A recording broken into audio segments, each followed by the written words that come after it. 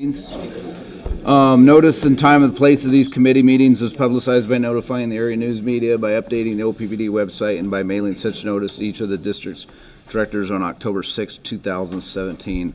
So thanks all for joining us, and we'll get started. We'll start out with finance. Director Mines, you want to? We'll do a quick safety briefing if you wouldn't mind. I think everyone in this room has been in this room before, but the location of the fire extinguishers are right behind us. The AED and the first aid kit are on top of each other to the right of the elevators. Don't use the elevators in case of a fire. We don't anticipate severe weather, but in the event that we do, we would go down to the west garage area. And there's also to the left of the garage a walkway that we can walk all the way down in the event of a fire. If you have a medical condition, please write it down or tell your neighbor. Is anybody here certified in the use of an AED or in CPR?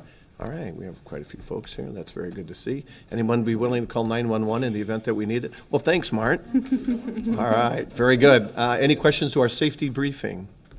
Thank you very much. Thank you. Oh, and Director Woody reminded me, we are being web streamed, right? Is that what the reminder was? Well, safety first. Oh, the safety briefing. Oh, yeah, okay, thank you. And then also I do want to say Director Barrett's at the APPA Legal and Regulatory Forum, so he won't be joining us today, but he will be here Thursday for the 4 o'clock meeting. So, okay, what else am I missing? We're good. Director Mines, you want to? I am going to turn it over to Javier to give us the financial briefing, please. Well, good morning, everyone. Good morning. The financials for the month of September are in, and I'm happy to report that we had a warmer than usual September. That's good news following a cooler than usual August. So the story that I'm going to tell today is almost exactly the opposite as what I told you in August. We had a warm September. In fact, we were having a warmer October until today. So retail revenues were $5.6 million over budget for the month of September. Off-system sales were $12.9 million, which is $3.3 million over budget. Those were almost entirely offset by purchase power. So from an off-system sales and purchase power perspective, we almost netted zero. Prices are lower in the market, but we ended up selling a lot more megawatts than we expected to sell. But we also ended up buying a lot more megawatts than we expected to buy. So on a net basis, it's almost a wash on the off-system sales piece. Other income for September was $3.3 million, which is almost on the nose, $0.9 million under budget. So a good story on revenues. An even better story is on O&M, operating and maintenance expenses. We continue to see the fruits of all the work that we started a few years ago on the cost and process improvement initiative. And frankly, I was talking to some of my staff earlier this week, and they were telling me right before I arrived that there was some skepticism of whether or not we were going to be able to really push all of these expenses down. And we have. This organization has come through, and we have been able to continue to lower our O&M expenses. For the month of September, we had $26.6 million, which was $1.2 million under budget. Most of these are on personnel and outside services, which are things that we can control, which again, it's really, really good news. We continue to see these decline every month. Fuel and purchase power expenses for the month of September were $28.8 million, which is $4.6 million over budget. Again, and this is just the way we're operating our units, the way we're buying coal and gas. We had a warmer than usual September, which means that we ended up consuming more fuel than we had budgeted for. Other expenses for the month of September were $37.2 million, which is $3.3 million over budget. This has to do mostly with our investment income, or in this case expenses, as market fluctuates and our decommissioning funds and our regular funds valuation goes up and down. This reflects the market value of those funds, but it's $3.3 million over $1 billion base, which is basically what this is. It's expected. It's a normal variation on such large deposits. This includes all of our pension funds, other post-employment benefits, decommissioning funds, and the cash that we hold here at OPPD, which is over $1 billion when you aggregate all of those. Net income for the month of September was, once you net all of these out, our net income for September was $13 million, which is $1.3 million over budget. And net income through the year, year to date is $112.4 million, which is $19.6 million over budget. If you remember last year, that delta had gone down to about $18 million over budget. Now we're building that back up to 19.6 over budget year to date. So again, all in all, really good results. We have 3 months left for the year, and we'll keep you informed. But I believe that we will have a positive year by December. Capital expenditures for September were $11.9 million. This was $1.8 million over budget. This reflects the slowdown in capital expenditures that we had in June, July, when most of our crews were dedicated to restoration of the storm. We're taking advantage of good weather we had in the month of September, which means that we ended up doing a little bit more capital work to catch up on the capital that we slowed down earlier in the summer. And lastly, cash balance, unrestricted cash balance at the end of September was $405.5 million, which was $21.5 million over budget. These almost tracks the same story as we're seeing with our net income. Revenues are continue to come in higher, expenditures continue to come in lower, and the cash picture is basically following the same pattern, which is actually a really good result for our customer owners. And with that, I conclude my financial report for September. Any questions?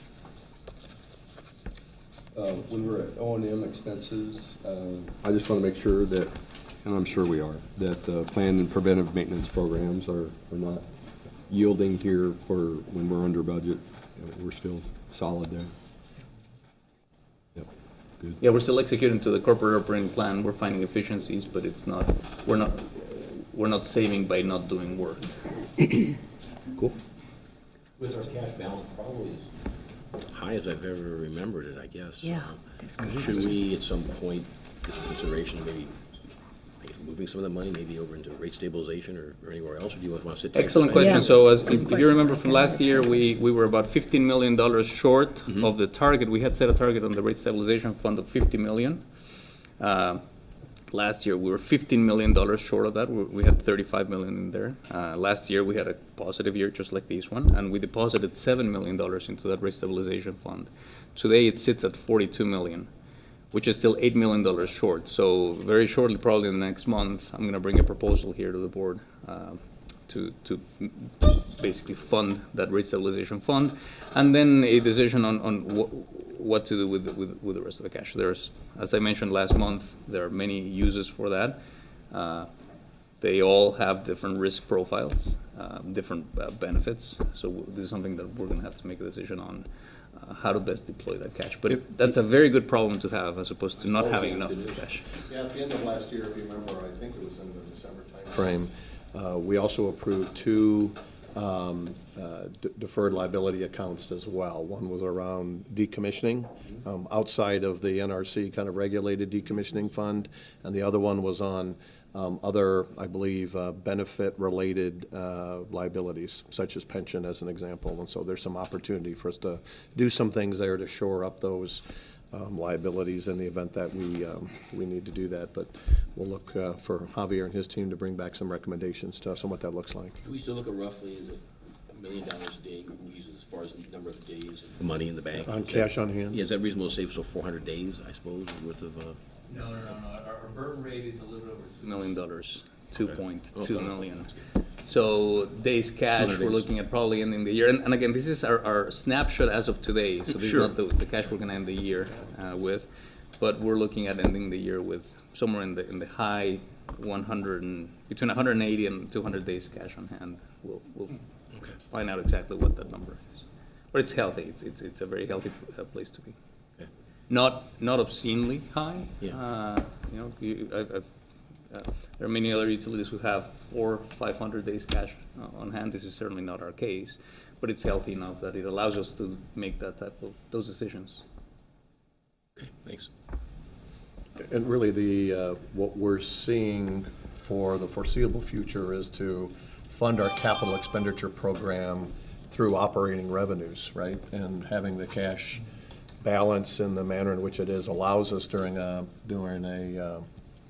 let's say a mild summer, allow us to continue to do some of those maintenance and improvements that we have identified in our capital improvement program. So we're trying to do those with operating. Yeah, exactly, rather than going out and doing bonding at this point in time. Excellent point. And so just a reminder for the board and for the public that this year, we're not borrowing anything for any new money for capital. We're funding our entire capital program is being funded with cash. And we plan to do that for the next few years. And this is part of our financial plan.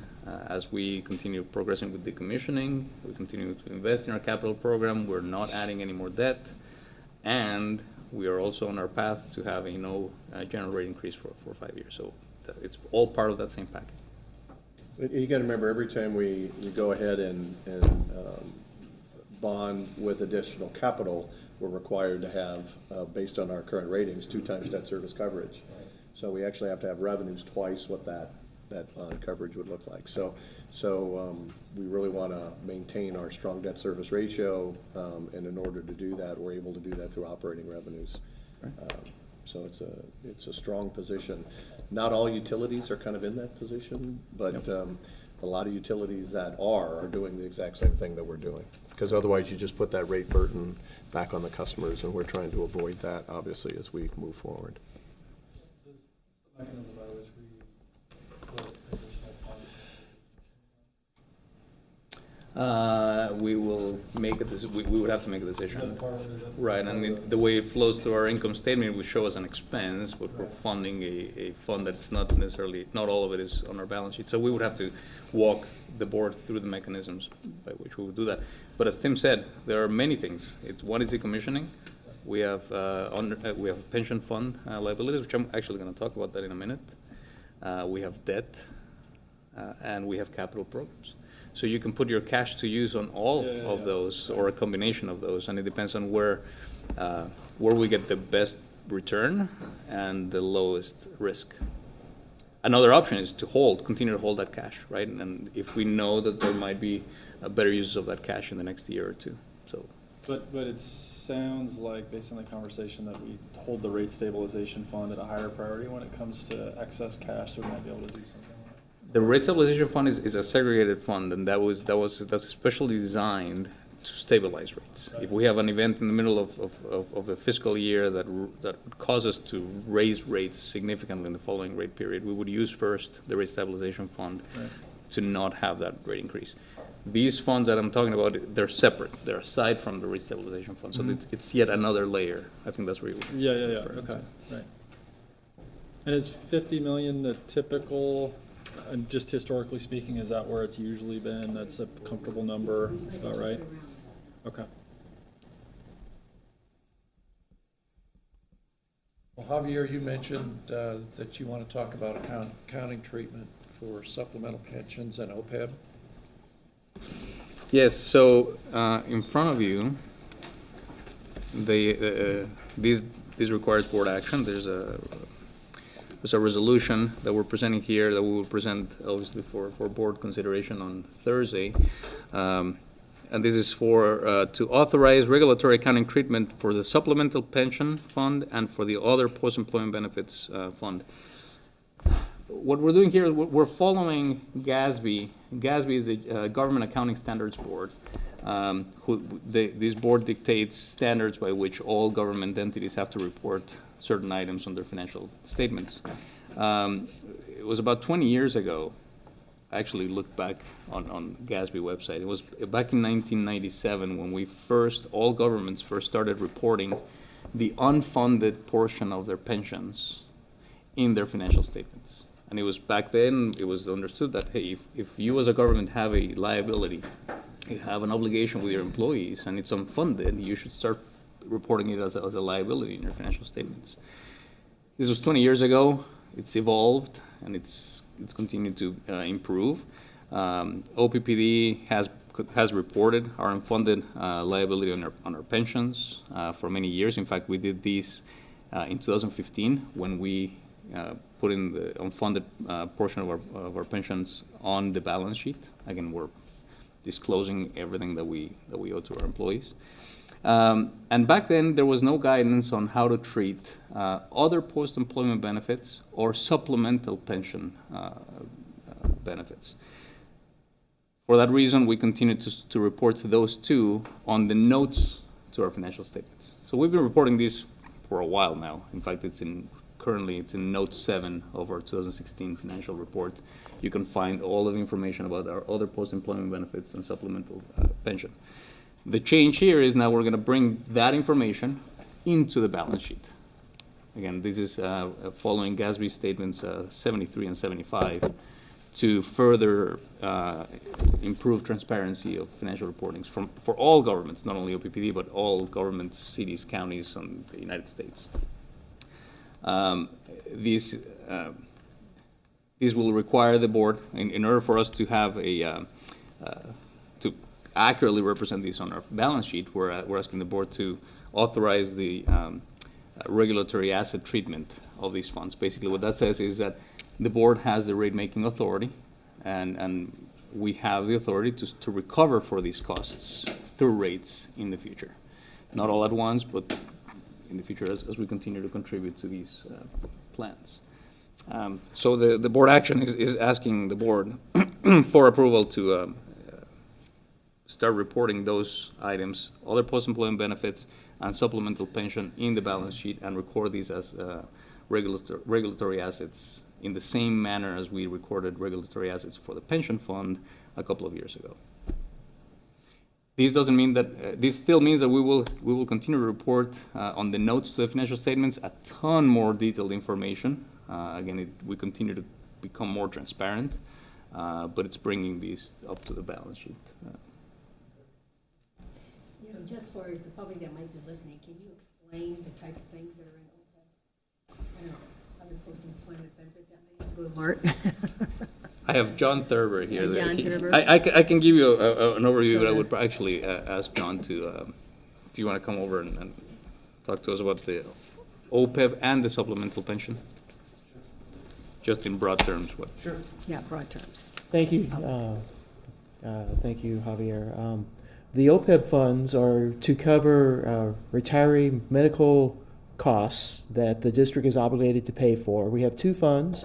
We have a fund for employees hired prior to 2008, and it would be as though the medical expenses would be the same as though they would be an employee. They would see the same kind of a cost basis as though they're an active employee, with basically 80% OPPD covers and 20% the employee covers, and this fund covers the 80% of their obligation. I'm sorry, of OPPD's obligation going forward. The other fund is for employees that were hired in 2008 and beyond. It has a fixed cost. It's $10,000 once the employee's hired, and $1,000 after every year of service. And at that point, when the employer retires, he gets that pool of money plus earnings to use for retiree medical expenses. So those are the two funds we have under OPEB. We also have a supplemental retirement plan for costs that we can't pay for from our normal retirement plan, but would be owed based on our retirement plan formula. So those are the two, actually the OPEB funds and the supplemental fund, if anybody has any questions. All right, thank you.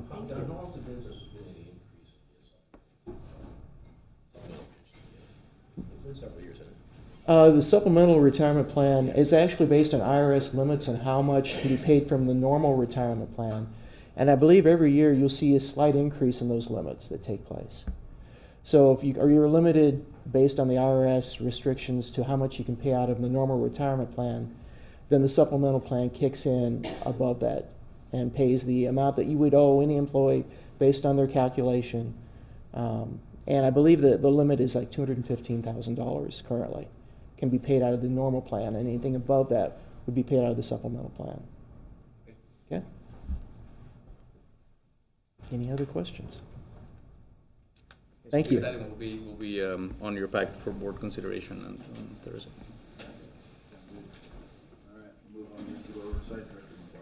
Okay. We had another good month. I'll turn it over to Mary Fisher to discuss, and then we'll go to John. Nuclear oversight continue to progress well in our decommissioning. I want to emphasize that we are maintaining our spent fuel pool cooling, which is one of the most important things that we can do is to maintain safety at the site. We are very focused on that. We have also finished our fuel characterization project. I've talked about this a number of times. The completion of that really provides us with characterization of our fuel, and we've provided that to our dry cask storage vendors. We have a request for proposal out to 3 different vendors. They actually take that information and will respond as to how they would package our fuel into dry cask storage, dry cask, excuse me. The RFP for the dry cask storage is due later this month. We've also been working with a vendor to troubleshoot and repair a simulator. I put this in here because we do have a graded exercise coming up on our emergency plan next week, and we need to have this vital piece of equipment working order for that graded exercise. So we've taken precautions to make sure that that is up and working. We've had some issues with it over the last couple of months, so it's good to have that functional at this point in time. We've also, as part of our reductions in cost at the plant, disconnected the 345 kV transformer. It's there as a backup if we need it, but we wanted to disconnect that in order to save money at the site, electrical losses at the site. And then last but not least, we had an all-hands meeting last week.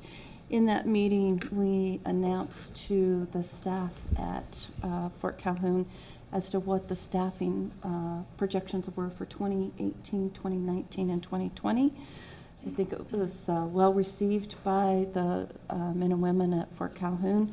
They've been wanting this for a long time with the progression that they've made and the way that they are working up there and the changes that they've made in moving to a decommissioning organization. We were able to provide them with this information. So I think it's gone over very well at the site. That's huge, that you're able to do that 3 years in advance, that they're that well organized at this stage to do that, to give the employees, you know, the accurate information of whether they'll be hired or not hired, or to make plans long-term. I think that's important. Can you also talk a little bit about the dry cask storage request, and as far as Zerk fire and the idea of how long we'd have to keep the fuel in the wet, in the storage? So and the fuel? the dry cask storage, this time last year, we were thinking that it was 5 years that the fuel needed to cool in the spent fuel pool. And since that time, the cask vendors have come in and talked to us over the course of about the last 9 months in regards to provisions that they've asked for from the NRC to change their licensing basis of their dry cask license. To that end, they are now telling us to project 3 years of cooling, which moves moving over from the pool to dry cask storage much quicker than what we had originally anticipated. So that's a positive. It also helps us with our projections for the staffing that we need for the next 3 years. So those two things coming together really helped us moving forward. Yeah, that's a big positive for us financially. It really is. Yes, because we have a number of very large systems that are operating for a very small pool of water, but a very important pool of water. So getting that down to dry cask storage really provides us with a lot less usage at the site in terms of water, and really provides for a very definitive path going forward for decommissioning. And as far as budget? We currently remain under budget and on Remain schedule. under budget. Mayor, maybe just talk a little bit about the communication we had with employees. I know you didn't anticipate Yeah. talking about that day, but I think it'd probably be appropriate to do that, a little bit about how we're going to use our employees for a greater scope of system removal and other work there. So as we've learned from these CAS vendors that they are asking the NRC to be able to take our fuel in 3 years, when we looked at that, we looked at the scope of work, the value-added work that could be done in this interim timeframe, and how we would utilize the current staff at Fort Calhoun. And that's really what led us to give us the 3-year projections. So in that vein, what we have set out as priorities for the 2018, 2019, and 2020 is to really go in and to remove a lot of the radioactive components that are there. We have hot spots, which is typical in any nuclear power plant, that we can look at and try to get rid of. We've done a lot over the years as storing up things like hot tools, so tools that have been exposed. Can we go through those and really get through those? Can we get rid of some of the waste that's on there? One of the things that you'll see in the systems report is that we're doing a number of radioactive waste shipments. So we're really going to focus on the radioactive side of the house and get as much cleaned up as we can between now and then. And it's really, I think, serves our employees well. They are nuclear qualified. They know how to work in this environment. They're wanting to do this work, so I think they were very happy with this announcement. I think it'll keep more employees on site doing that work, and what I think the message that we've sent them very clearly is that we still have to remain diligent on scope, on completion of project timelines, and on budget, and then we're able to kind of keep those folks doing the work that we need to do anyway on the site. And it's about 100 people is the difference, and so they were very pleased with that announcement. But I think the other thing is we worked with Javier and with the finance side to make sure that it all is staying within our budgets and our scopes, that we can do this with the budget that we have. So we're not increasing the cost of decommissioning by doing this work. We're just moving it to a different time frame. Yeah, I think it's great. You're going to keep an extra additional 100 people on, too, in addition to that. And a lot of these employees are being trained for more radioactive, to deal with the radioactive waste. Have you had additional training for that, or have they needed that? No. Or they already have it? They are already trained for that, See- which I think is a benefit to us. We don't have to bring anybody in and retrain them. We don't have to do any of that. They're very well trained to do this work. And if we would have to delay this, like to do this 20, 30 years from now, you'd have to train everybody in. They might not necessarily know, they're not going to know, the unit as they know it and everything else. Is Right. To me, it's far more, makes much more sense to do it now. Is it typically outsourced? How long would be outsourced in this situation? 10 to 20 years down the road, yes. They would have to be outsourced 10 to 20 years from now. What we've really found, I think, in some of our decommissioning due diligence is you see a greater trend on this, where they keep more of their skilled craft that have either installed, repaired, and know the systems incredibly well. So they can be quicker, they can be faster, they have the understanding of the plant dynamics and policies and practices, and our folks have demonstrated their capability to be able to do this over the last year. So we've been very pleased with that performance. Right, and I think it's in line with our benchmarking. We've gone out to a number of facilities where they said they cut too many too quick, and then they had to hire back. Or they had fleets that they could depend on, and they had to bring people in. So I think it's gone well for us in terms of really trying to work our way through this and making sure that we understood what we can do, what we need to do, and really set the priorities for the site. That's great. So, I just want to make sure I understand. So had we previously communicated, whether specifically or not, that staffing levels were going to drop to be 100 below where you recently announced that they're going to stay up 100, right? Correct. And are we talking in any specific terms? I mean, are we saying the end of 2019 will be at this number, at the end of 2020 will be at that Correct. number, okay. We did give them those numbers. Okay. And it's a slight decrease over the next 3 years, but we gave it to them specifically by position, so in number of engineers, Okay. number of steam turbine mechanics, so we gave it by position, so they can see where they land in that. Yeah, But it also gives them, I think, we're trying to provide some runway to keep as many as we can within OPPD and to really give them a soft landing. So it works well, I think, both from our perspective in terms of management and getting value-added work done, as well as for the employees and giving them a softer. yeah, it's a nice level of certainty to be able to talk in 3-year increments like that. That's And it great. really comes from these cast manufacturers telling us Yeah. it's a 3-year window as opposed to a 5-year window. Yeah. So can I ask where are we at today and where will we be in terms of staffing numbers in 2020? Sure. We are at 397. Okay, Our plan is to be down to about 350. okay, And that would be by 18. April of next year. okay, So in April of next year is when our fire period is over, so we won't decrease significantly till then. We still have quite a bit of attrition going on. By the end of the year, I think we'll be down to the 380 to 390 range. So we'll be fairly close to the 350 by April. And we may even get there through attrition. So, I mean, these are just the things that we're watching and trying to make sure. The one concern that we do have is making sure that we have the right skills in place. And at the meeting, we did talk about we may have to supplement in places. Sure. If we lose people too quickly in certain areas. So we do have some of that concern. But we are also looking at how to supplement the workforce up there to make sure we can continue with the work effectively. so the 350 you said was 2018? Correct. Okay, and then is it gonna remain relatively flat I for think the it remaining goes 2 to, years? and I'm remembering numbers, Yeah, I can get the generally. exact numbers for you, but I think it goes to about 300 by the end of 2020. Okay, Or, great. excuse me, 2020.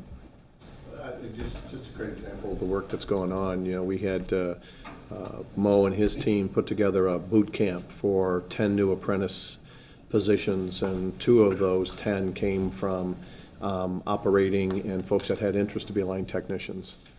And so they went through the boot camp and essentially were strong candidates to be line technicians. And so they did incredibly well, and so they'll be part of the apprentice program on the line side. So we're seeing those things kind of occur throughout the whole organization, which is really cool to see. Yeah. And very positive. Yeah, even prior to that, I think we had many engineers from Fort Calhoun come and work in different business units, and they've been very successful. So yeah, it's been working well. And I have the number, in 2016 and 2017, we've had 53 people transfer within OPPD. So, a concerted effort to make sure we can provide a soft landing if possible. Great, thank you, Mary. John, would you like to give a report? You bet. Thank you, Director McGuire. We've been busy with audits and nuclear oversight. We completed a fire protection program audit on 14th of September and concluded that the program effectively implements the quality assurance topical report program elements. And we did document several deficiencies, which are minor in nature, and one enhancement through that audit. We will conduct an operations audit beginning yesterday, and it'll run through the 26th of October. And then we've done some vendor audits, as well as some partnering up with some other nuclear stations. We did what's called a NIAP at Columbia Generating Station, which is a nuclear industry evaluation program. We go in and basically check their nuclear oversight program and its effectiveness. So that's a kind of a partnership that we have with other nuclear plants. And then also we've done a fourth quarter 2017 management directed assessment, which we proactively check to make sure the station is meeting the NRC requirements and expected inspections. And that also met the expectations, and performance of the station is running very well, so met all our expectations. Great, appreciate that. I'm going to, since you're also systems, can you explain a little bit about the Orenco agreement, even though that's usually discussing, since it is, the uranium? Yeah, so we reached an agreement with Urenco here in the past couple weeks. Recall that we defabricated a lot of the Areva fuel that was expected to be delivered to Fort Calhoun. We defabricated that and ended up making a transaction with Urenco LES to basically close out the last nuclear fuel agreement, which I believe the amount is $15.2 million that we netted in that. That was the last of 4 nuclear contracts, nuclear fuel contracts. Yeah, that's correct, because, and Steve will recall, this started out with a requirements contract that they argued that we owed them on the order of $66 million. And we believe we refuted that and did a good job of explaining the right intent of that contract and the right requirements of the contract, and came out with a good deal for the district there, I believe. So This is an example that we really need our legal team working for us. And thank you for your work. John's group, these folks did a really, really good job. All I can do is kind of point out what the law is and what the contract is, but they held firm.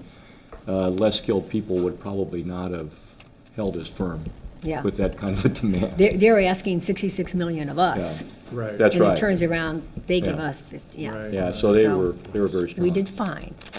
If everybody wonders, whether our legal team and systems don't do a good job, here's an example, they do a good job, we have a good small team in the fuels group, and they do an excellent job in all areas, so, yeah. Good. Well, thank you for that. You bet. I wanted to highlight that. That was just in the reporting item, and I said, oh, that should be committee. Thanks. Definitely. Okay. I think if it there's for no other nuclear? questions about nuclear. Okay, we'll move on to Public Information Committee.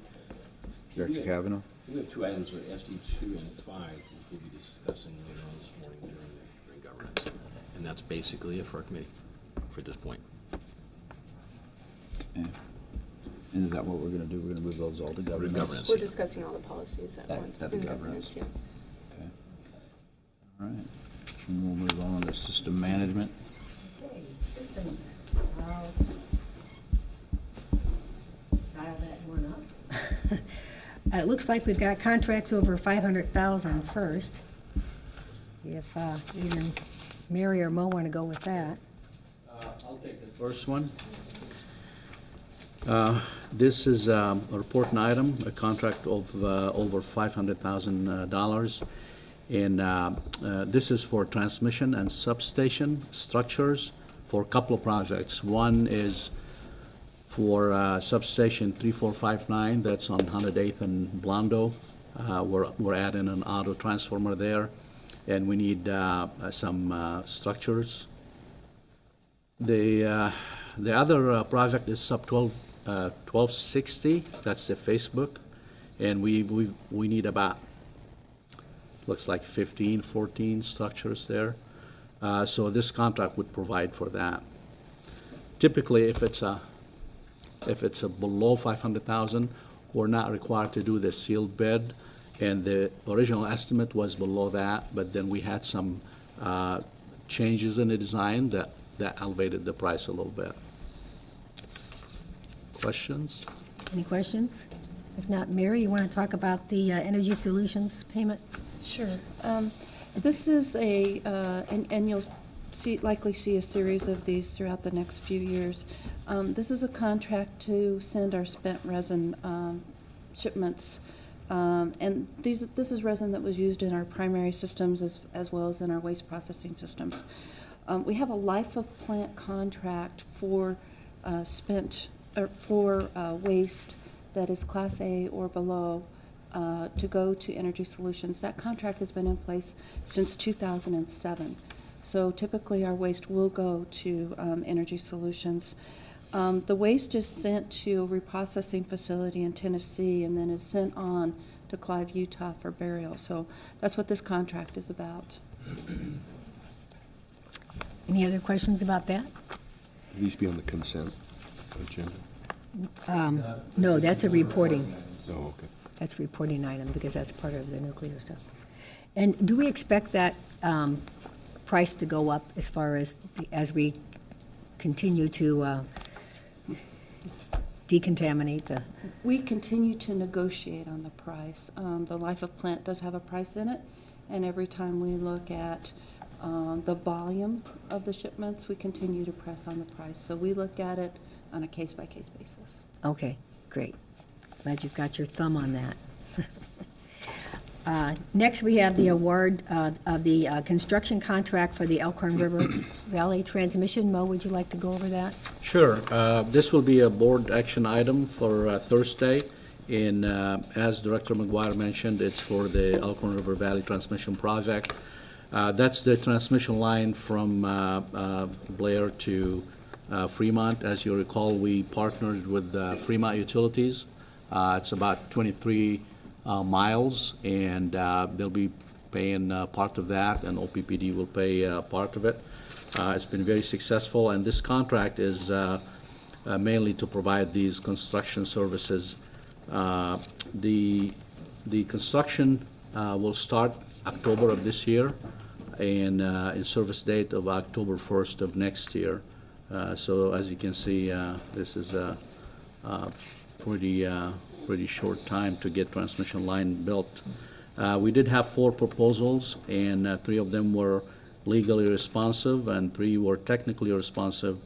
And we'll be asking the board to consider awarding the contract to Timberline Construction in the amount of $412,463.16.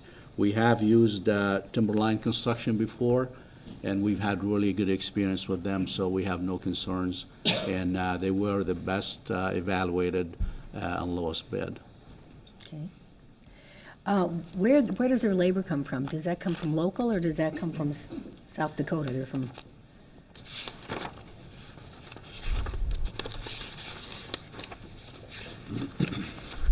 Typically, from contractors, it may come from the local 1525. That's what I'm Which is wondering. the line group. Yeah. Depends on Yeah, it what might- they have on the bench, and Yeah, they just take what's on the bench and. could be, Yeah. but they may That's have their what I'm own wondering. staff as well. To be honest with you, it might be a combination, but I'm not really certain. Yeah.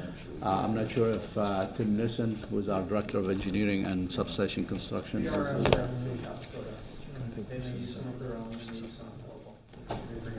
Yeah. So it's a combination. I would think maybe supervisors might be their own, at least, and then the local for the other.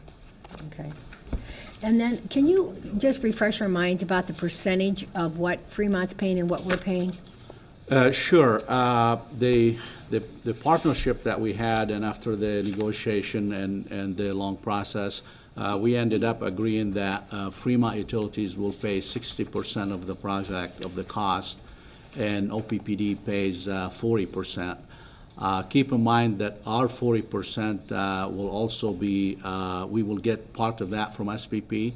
Being part of SPP, Regional Transmission Organization, we get some of that back.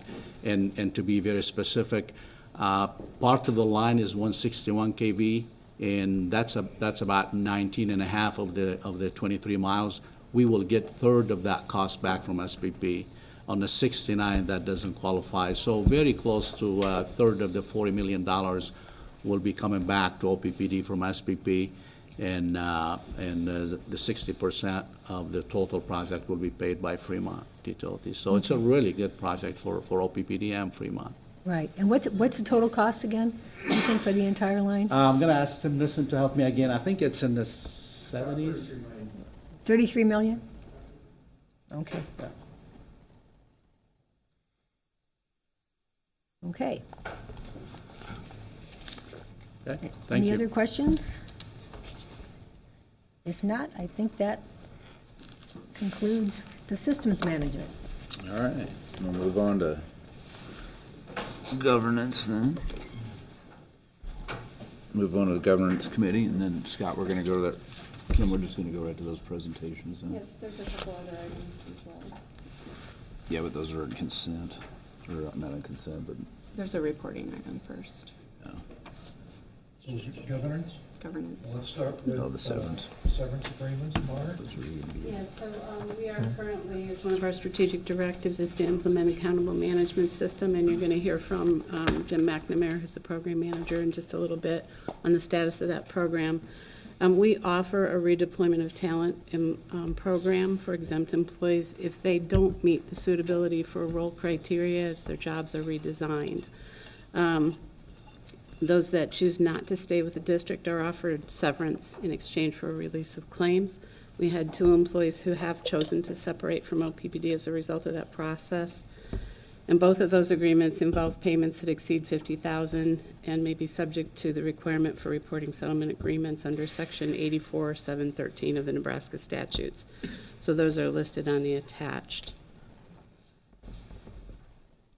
Can you explain the process as far as their opportunity to work within the district and their, whether or not they can decide to go out versus stay in the district? So if we identify that an individual's probably not the right fit for the role as it's been redesigned, they have an opportunity to accept severance and leave the organization. They get a 6-month package.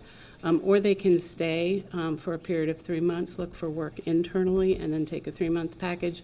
Or they can stay for the 6 months and look for work, at which point they wouldn't have an option for severance at the end of that if they don't find a job. Okay, thank you.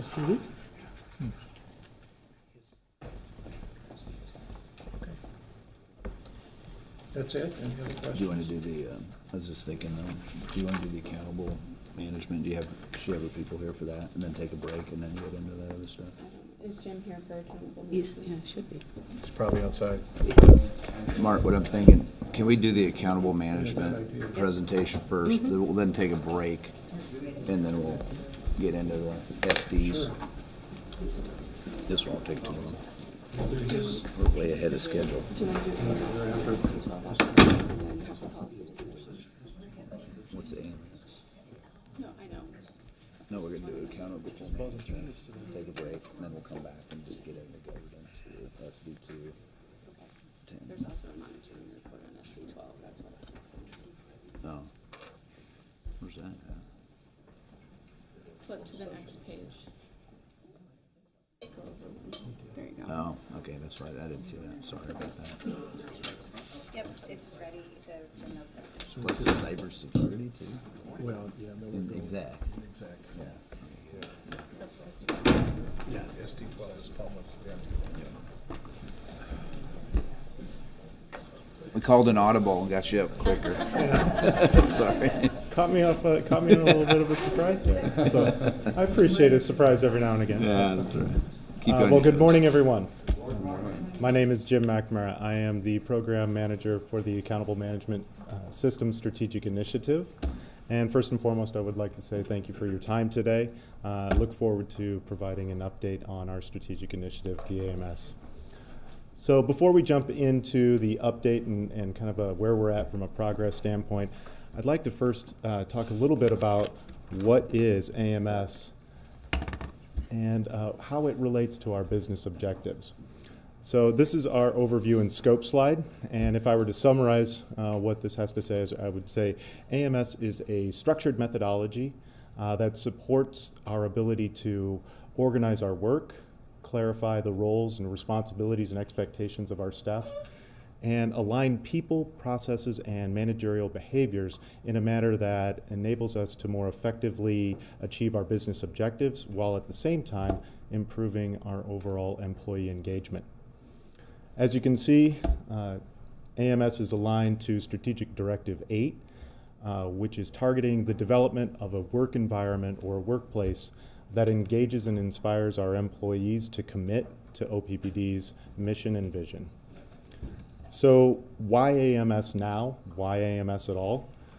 If we take a look at some of the key considerations and trends, we recognize that there are already impacts to our people practices that are happening at this moment in time, and that for the foreseeable future that we can look forward to, we see these same impacts being going forward that we need to address.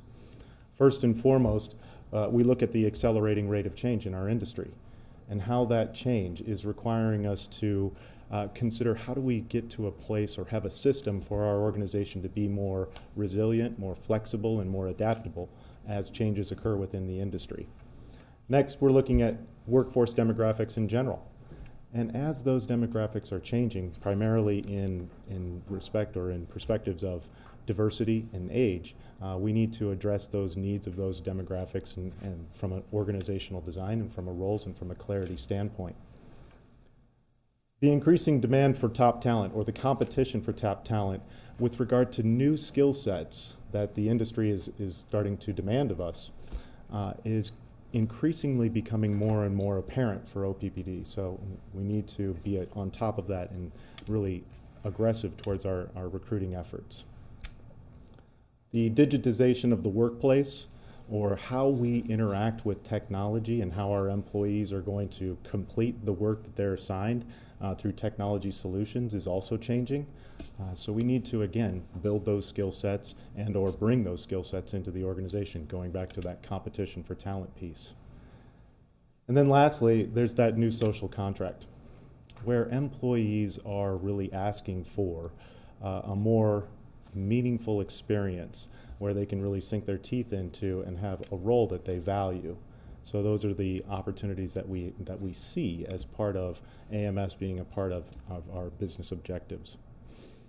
Given all of these considerations, this is creating an environment where we need to reconsider or be able to reevaluate in a systematic way, how do we structure, how do we staff, how do we lead our organization so that we can clarify and bring them along the journey as to how OPPD is beginning to transform. So to do this, we are implementing AMS, or embedding AMS into the organization in 3 what I would call channels. We recognize that employees are the key to our overall business transformation and the success of that business transformation. And the work we're doing with AMS at this moment in time really clarifies for our employees what their role is within the organization and what success looks like in their particular positions. It enables our employees to connect with the organization, again, through aligning them to those positions that they really truly have a passion for, or they value, they find meaningful. And then lastly, AMS demonstrates an element of care for our employees by explicitly defining and holding our management of people community, or our leadership community, accountable for a set of managerial practices and leadership behaviors that are proven drivers of employee engagement. So what we're doing right now is really these 3 channels: awareness and understanding, communications, learning environments. Basically, at this moment in time, our vice presidents are leading what we're calling the Leadership Learning Series, where we bring together managers of people, leaders across the organization, and we talk about what AMS is, why is it a benefit to our organization, what are these new expectations, and how these leaders have utilized these best practices in their own careers over time, creating that kind of a shared learning environment for our leadership community. With regard to our organizational redesign efforts, so far we have completed several business unit level organizational redesigns, and we will continue to work business unit by business unit to structure the organization in alignment with AMS principles. Those principles ultimately drive accountability, clarity into the organization, and those responsibilities and those managerial leadership practices that we just mentioned. Lastly, we're integrating into our core operations AMS principles, particularly through our human capital policies, procedures, and programs such as leadership development, talent management, our succession planning, our selection criteria, and talent acquisitions. So, what do our next steps look like? Well, they kind of look a lot like what we're currently doing. We will continue working with our leadership and doing the leadership educational series into 2018, at which point we will at which point we will then start to launch an individual contributor learning series. Again, bringing the entire organization along to create fuller understanding of what they should expect from their leaders and what is expected of them within their roles in an AMS environment. We will continue with our organizational redesign efforts, again, going business unit by business unit to catch all of the business units at least once. But at the same time, we will support all of those areas of the organization that we have already worked with, because again, as we think about our industry is evolving and changing in a rapid pace. And as those changes occur, we need to reconsider, are we structured correctly? Do we have the right roles defined? And are we aligning the right level of talent to those roles? And then lastly, we will continue that formal integration of AMS principles and practices and philosophies into our core operations until to the point where it's really just the everyday way we go about thinking and problem solving or solutioning for all of these new opportunities that present themselves. So I'm going to take a little bit of a pause there, breathe, and and see if there are any questions or additional information that you would like to hear. You know, I just may add just real quick in one of Jim's first slides, it talked about kind of external talent kind of focus, but we're also doing internal talent development too. Absolutely. And I think one of the things that I think the board needs to know is we're doing some advanced leadership development and we're kind of testing these concepts and using these folks as guinea pigs on this learning development program.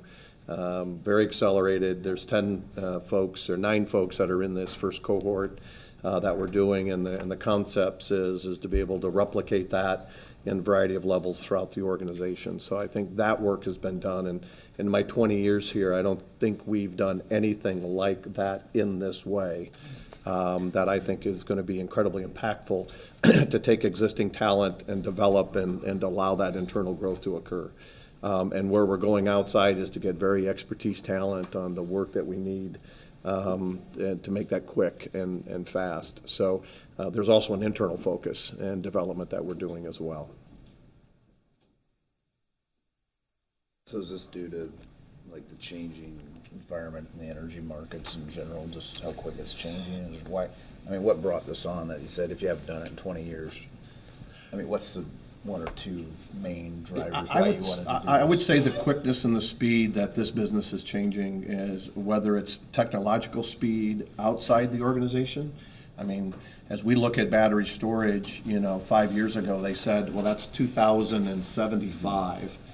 And we're seeing applications where it may be very economical for us to move to. So how do you get people to think about those things differently?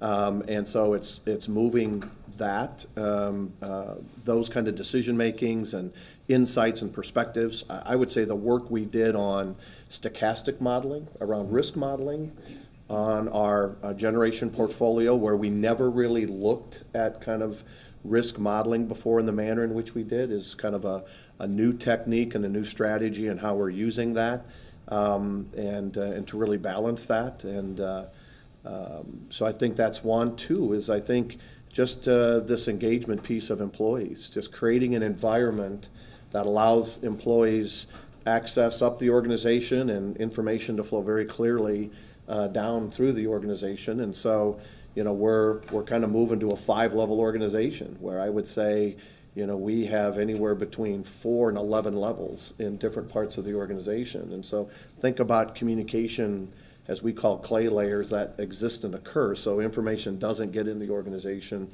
that you need to get in the organization or up in the organization. And so we're really doing it really based on driving higher performance of the whole organization. That's the intent.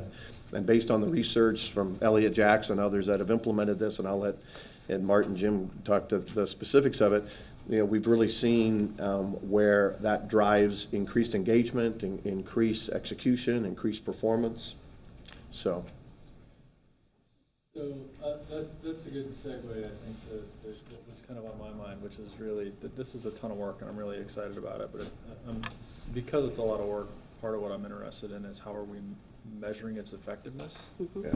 And to your point, like, engagement is something that's very clear in that strategic directive 8, but you also said that it will drive organizational performance in a variety of other ways, which is really like it's gonna influence almost everything. It's That's our hope. kind of what I heard you say, yeah. That's our intent. In addition to that, our employee engagement survey last year showed because people were going through a lot of change, there was a lot of anxiety and uncertainty with this. And the idea, I would think, is the hope is going from an 11-level organization down to a 5, the communications would be better to help decrease that. So, yeah, how would you?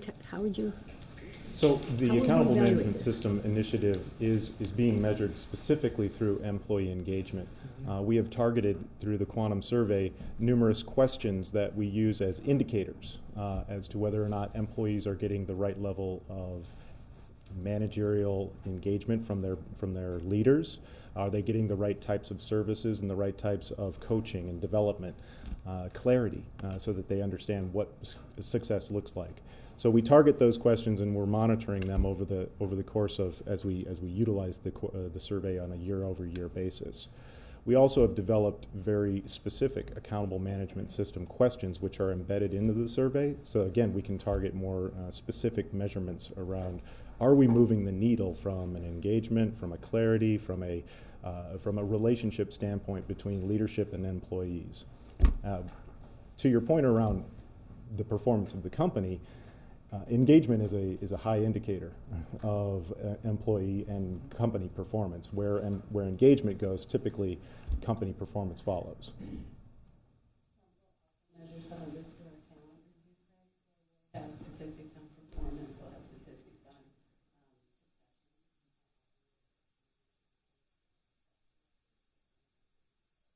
number of different things for the team. It's good. It's great. The local market for talent is just like getting more and more difficult. So the more we can retain great people, that will do nothing other than help us attract great people as well. True. So, yeah. I know this team has heard me say this before, but from a senior team perspective, I don't want to go outside this organization again. You know, although when we've done that, we've been very good. We've got some really good people. So that's good. Now, that is good. We've got some very, very good people, but it really is now, it really behooves the senior management team to develop people elsewhere in the organization to assume roles. And so that's been our conversation, and that's how we're looking at this first cohort of 9 folks, is to say, hey, they have capabilities to replace the senior team when that time comes. And so we need to continually be diligent in that development of people. So. All right, thank you very much for your time today. Appreciate it. Thanks. All right, let's just take a break now, and then we'll come back to the other. So it's about 9:30 to 9:45-ish. Make your calls, do whatever, 9:45.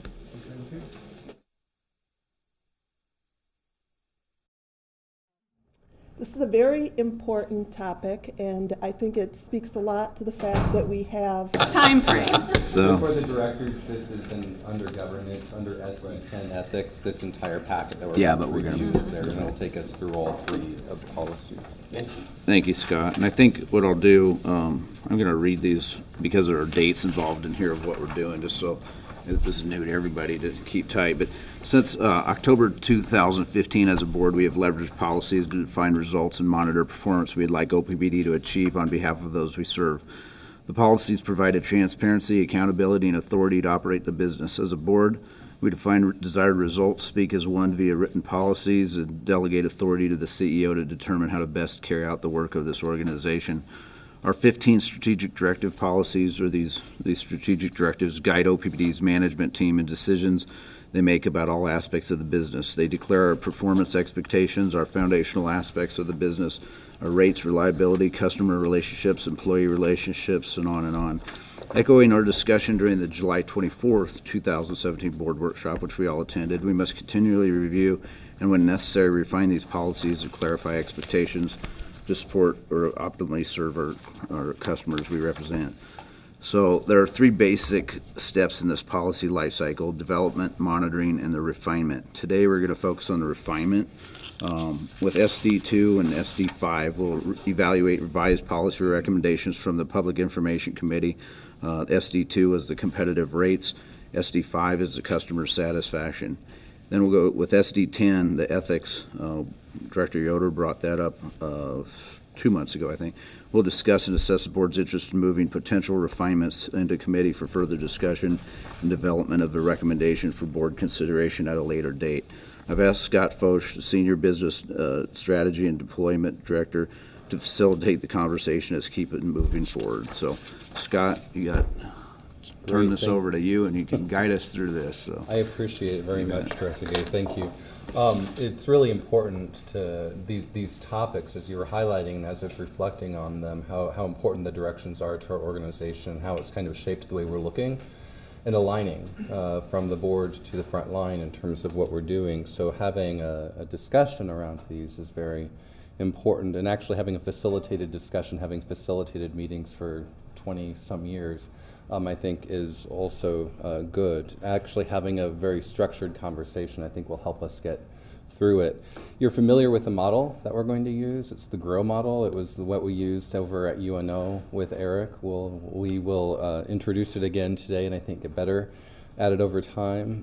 The first aspect will be, as we go through, and this is most specifically in SD10, but we'll do an abbreviated version of this on SD2 and 5 as necessary. We'll take a look at the goal. What is it that we're really setting out to achieve with the discussion? How are we enhancing this policy? What are we doing to improve the overall policy? Why? What's the reality? What could we be doing or should be doing differently? And then we'll move into options. What are those, couple of actions that we think we could take? And then finally, what will the board consider or want to consider doing? There's a process that we reviewed last month, and it's outlined here. It's an 8-step process. The first process is really the kind of conversation we're having today. We'll get into that in a second. And then it moves into committee. The conversation moves out of this kind of conversation into committee, where there can be a much more deliberative conversation, and a recommendation would be brought back, which is also what we're doing today in terms of SD2 and SD5. For an example, let's talk about SD10. You brought that up earlier. The monitoring report was actually delivered last month, and during that time, Director Yoder said, I think there's some things here that I would like to discuss. And as a board, you agreed that that would be good. So we're in a refinement discussion today, and that reflects where step 1 is.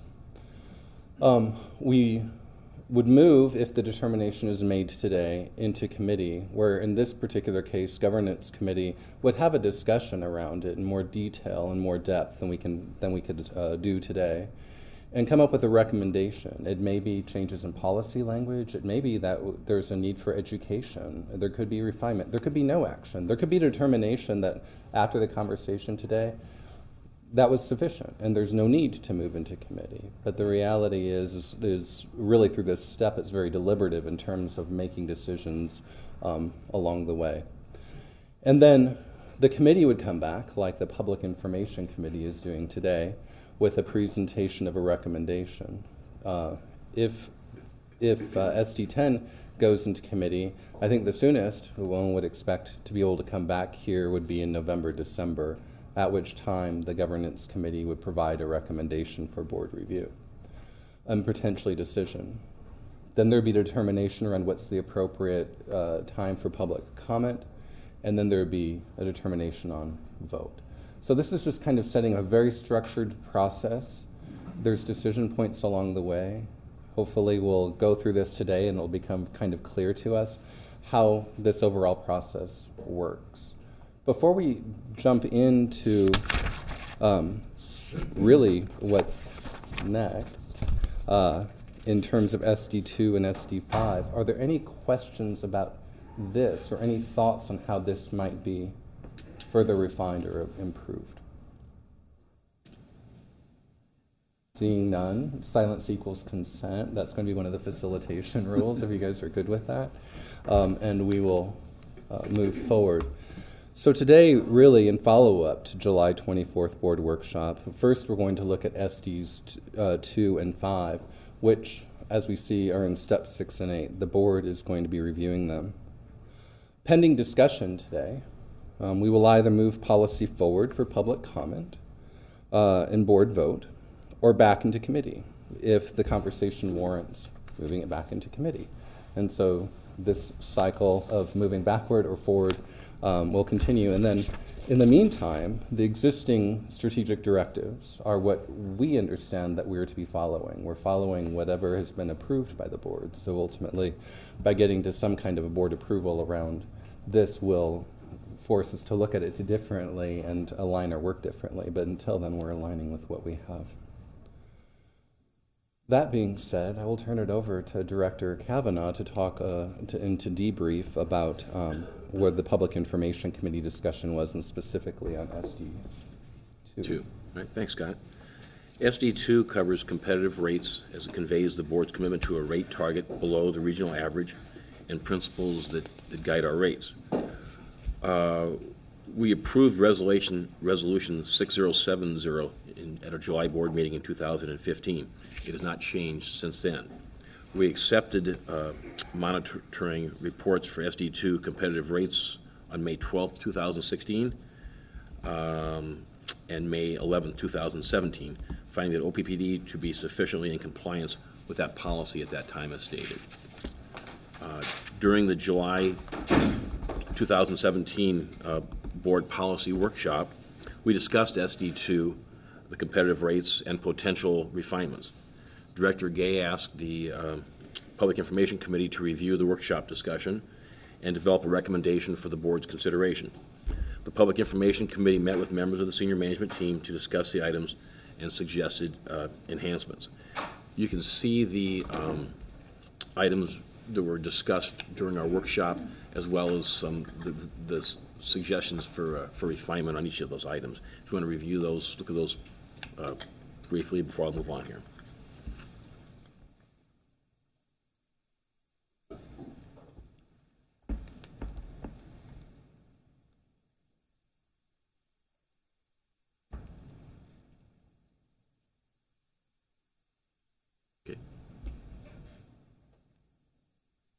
Okay. Javier, I have a note here. Is there something that you would like to share your thoughts at this point? Is there anything you'd like to add? Sure. Concerning the Happy to. This is something that we discussed at the July workshop, and I believe that this is the proposal it would be beneficial to the organization in that it provides a lot more clarity on a target that I believe all the senior management team and the rest of the organization has focused on for the past 2 years, which is make sure that we can keep our rates as low as possible. In this case, under our current trajectory, to have a no general rate increase for 5 years. When this strategic directive was developed in 2015, it was making this commitment of a no general rate increase. We established a 20% as a directional target. We wanted to be 20% below the regional average, which I believe it's still very, very important. And we are suggesting that we keep that 20% target as a directional target.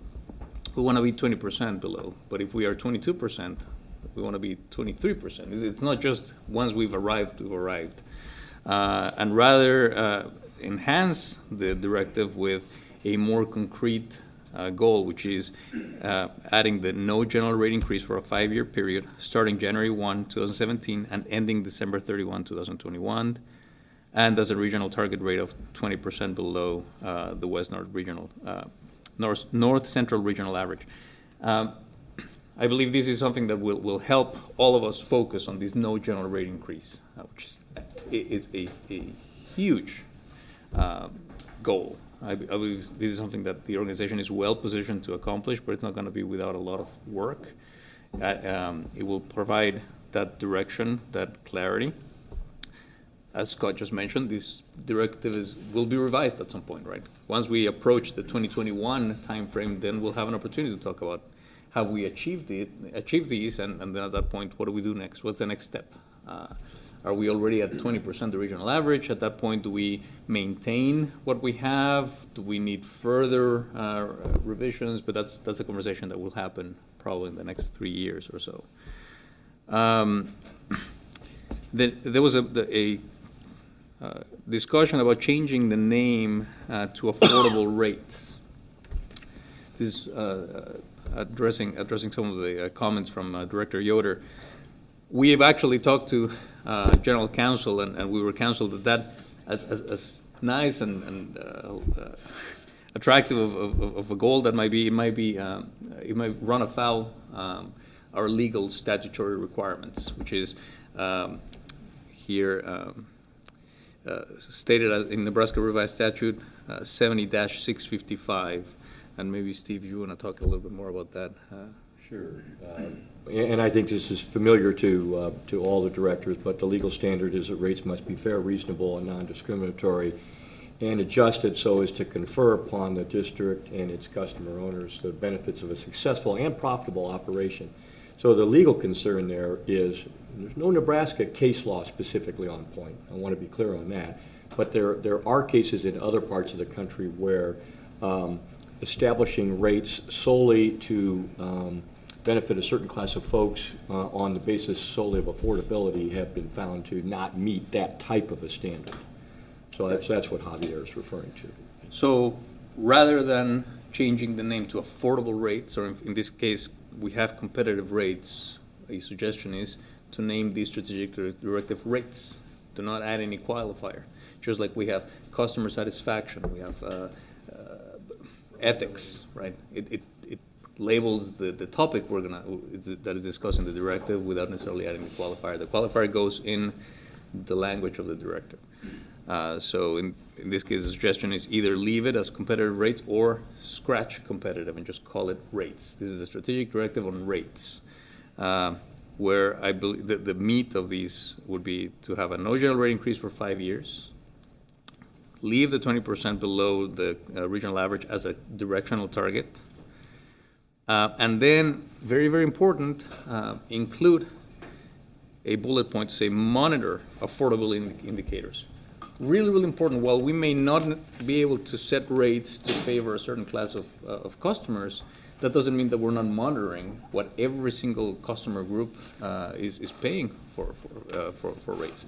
So what I would suggest is add a component in the report, in the annual report, on how are we measuring, how are we faring, how our rates are faring with certain customer classes, and the move that we're making by not increasing general rates, how is that making our rates more affordable for all these different customer groups?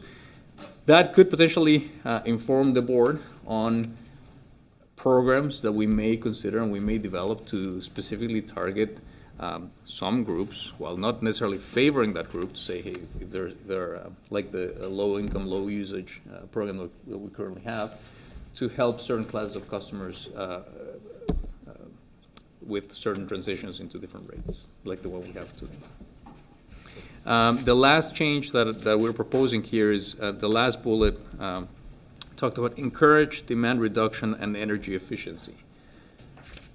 We found that to add very little value to the goal of maintaining rates low. While encouraging demand reduction and energy efficiency could eventually help lower rates, that in and of itself doesn't necessarily tell you whether you may be spending a lot more money encouraging demand reduction and energy efficiency, and it may actually turn into a higher rate, right? So we believe that the topic of demand reduction and energy efficiency is better suited for a discussion under SD9 under the integrated resource planning. We're incorporating everything from demand reduction, energy efficiency, potentially renewables, and making sure that we're incorporating all of the tools we have available to us into our planning process. So those are the changes that we're proposing on SD2, on the revisions that would help us continue to meet these directives. Thanks, Javier. Based upon our committee discussion, as well as the information we received during the board workshops and other input we've received from the public, we offer the following recommendation for board consideration. I'll go ahead and read the suggested actual wording of the new SD2, if you will. Small print, bear with me here, guys, okay?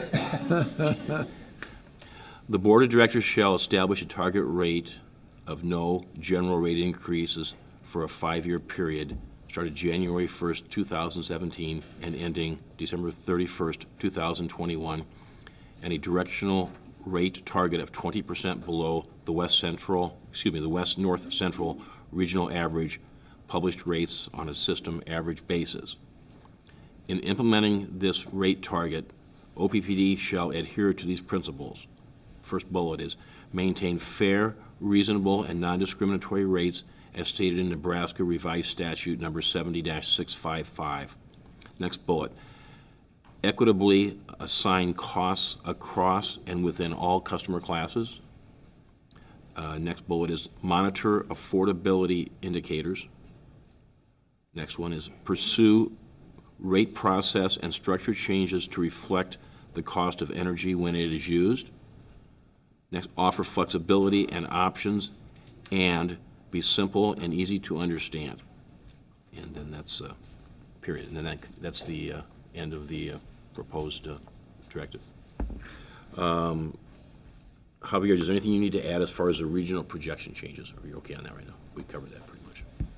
Well, the only thing that I would like to add, and I missed these, is that by maintaining our no general rate increase trajectory and considering where the regional average is and has been in the past, we believe that we have a very, very good opportunity at being below 20% below the regional average just by maintaining our rates at a no general rate increase.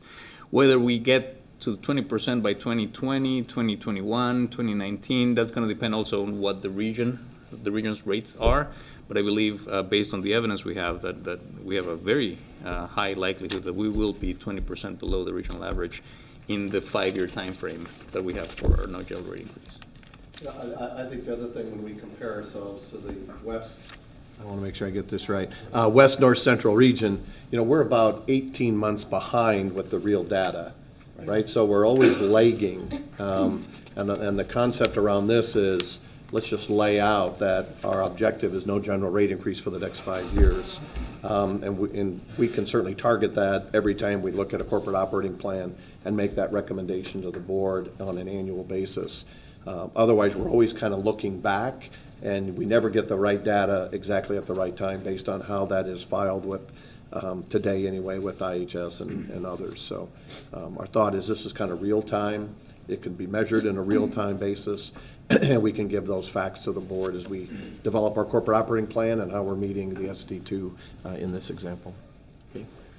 Scott, can I turn over to you again? I was going to ask you if Directors Mines or Moody had any comments to make from public. Oh, sure. I'd like to share about the context. Well, I thought we had great discussion and ran through suggested options and suggested language, and I think there was some was used, some wasn't, but I think this is a fair modification of our rates, and from my perspective, it looks and feels good.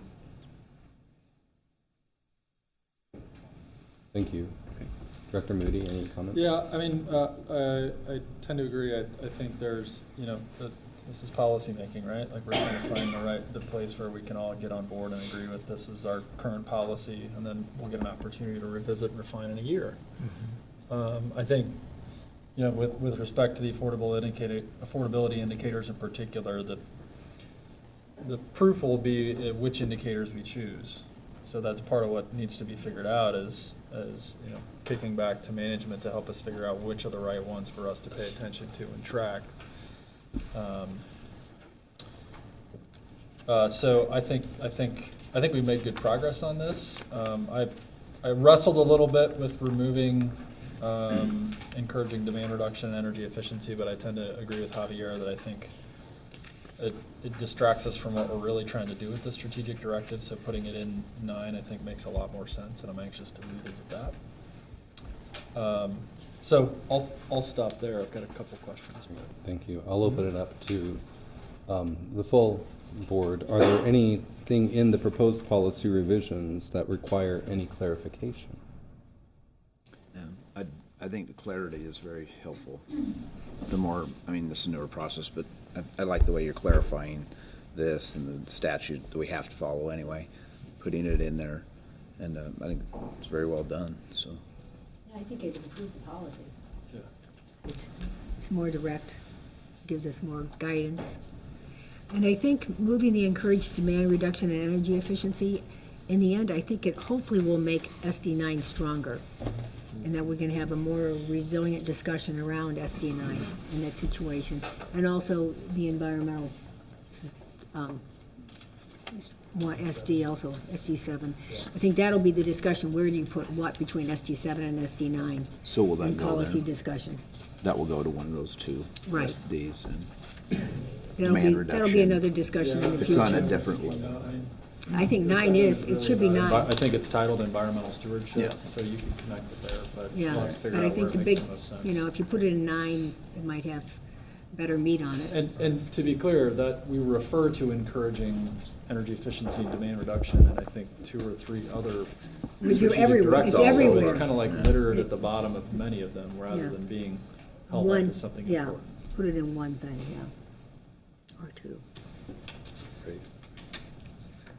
Any other Can I ask a couple questions? questions? Yes. We had a discussion when we were working through this about how it relates to the corporate scorecard, and you kind of helped me understand how that gets set up. So I guess I think this is a question for you right now. We've got the corporate scorecard says, kind of said, as sort of the end goal, 20% by 2020. Right. And so setting this as a goal to hold flat for 5 years, when we look at the projections, we might get to that, we may not. In fact, the data right now suggests that it would be a year or two later. So as I understand it, the corporate scorecard is something that I think you kind of define what those targets are going to be. Any thoughts on whether or not that's? Yeah, can you so- define what the corporate Yeah, so the corporate scorecard is really, it takes in many of the factors relative to the strategic directives, from competitive rates as it states today, to reliability, customer satisfaction, Safety. employee engagement, safety, environmental stewardship relative to how we score it today. And I believe that wraps up our scorecard. And then in the kind of the 5-year look, we have very specific kind of, I'll use a reliability. We want our SAIDI, System Average Interruption Duration Index, to be less than 90, which is kind of a first quartile benchmark. And so we want it to be less than 90, and we measure that on a monthly basis over the course of the year, but we also look at that over a 5-year period of time. So what we would do is take this data and identify, does that change how we will look at that? And again, we may drive internal discussion, maybe a little differently, but maybe not directionally differently, on we are going to measure no general rate increase, and yes, based on what we know, we may have different corporate scorecard items in there that gives us quicker measurements, so it's not a year and a half behind on what that may look like. And then from that corporate scorecard, we kind of say, listen, in order to go from 2017 to 2022, what are the things that we need to do? So you have accountable management system, you have our employee engagement score pieces, you have our customer experience team that's focused on really customer experiences that will drive increased customer satisfaction. You have John has his great team that's working on generation reliability. Mo has his TDIP, transmission distribution improvement, that's driving increased reliability across the system. So, we'll continue to look at those kinds of initiatives within the organization that essentially report back out on the progress of the corporate scorecard that then aligns up with the corporate strategic directives. I'm trying to do my hands this way and not this way, so I don't hit Kim. So it's really, the guiding for us, the directives for us are the strategic directives, and then we'll build the corporate scorecard appropriately, and then out of that come strategic initiatives, and then out of that come key accountabilities that's across this senior team and then cascaded down in the organization. That all kind of line up to the strategic directives. In your mind, do you see, I would imagine you don't see a significant diversion from where we were headed anyway with this new language around the strategic directive? I do not on this, no, because I think it's directionally where we're going. Right. And I think what would happen if we didn't kind of say there's no general rate increase for 5 years, it does require us to continually look at cost reduction, efficiencies, and process improvements. There's no doubt about that. And so that focus will still remain in there. What we didn't necessarily want us to do is to say, listen, if, in order for us to get to that objective at 20% in 5 years, we may do things that maybe not are in the best interest short term, just to meet that short term objective. Right. But directionally, it's we can do things over a period of time. And so that was kind of the conversation the senior team had specifically on this one. And I think on the affordability piece, it really kind of says, let's take a look at that. How do we compare maybe within the same region on affordability, right? We do the Northwest Central region. How do we compare around the affordability, electric costs relative to whatever that basis is? And we'll figure out what the right dimensions are for that monitoring, just to understand where we are and what that may look like. And that may be an indicator from the board is we may have to move more aggressive on rates and not less aggressive. So, but that's a different conversation and discussion, I think, for the future based on some data that we may have from that. If I can add to what you're talking about and follow up to our conversation, Director Moody, BL6 specifically asks and this is what we had talked about, specifically asks us to create a corporate scorecard. And that's what Tim is referring to. So it's really in support of BL6 that we create a scorecard that highlights performance over time. And that's done on an annual basis. And so the notion is there would be conversation, discussion with board annually through the normal course of review process to figure out what changes or shifts may happen in the scorecard over time. And then we've taken what those conversations would be and kind of embodied it into our monthly scorecard, or our corporate scorecard. So the conversation still happens. Yep. And it helps set the pace for what's appropriate here. Although this also provides the flexibility that if you begin to see and things need to change, you don't need to change this policy necessarily. You can just elongate it or shorten it in time, Right. given what would make sense. Yeah, okay. So it's built into the governance process to have that conversation. Are there any other things that need clarity here? That's a specific question. I think that's very clear. Got it. So the next question is around enhancements. Anything here that you feel may require further consideration or enhancement? We'll just go around the circle, starting with Director Moody, Mayans, Director Yoder. Sure.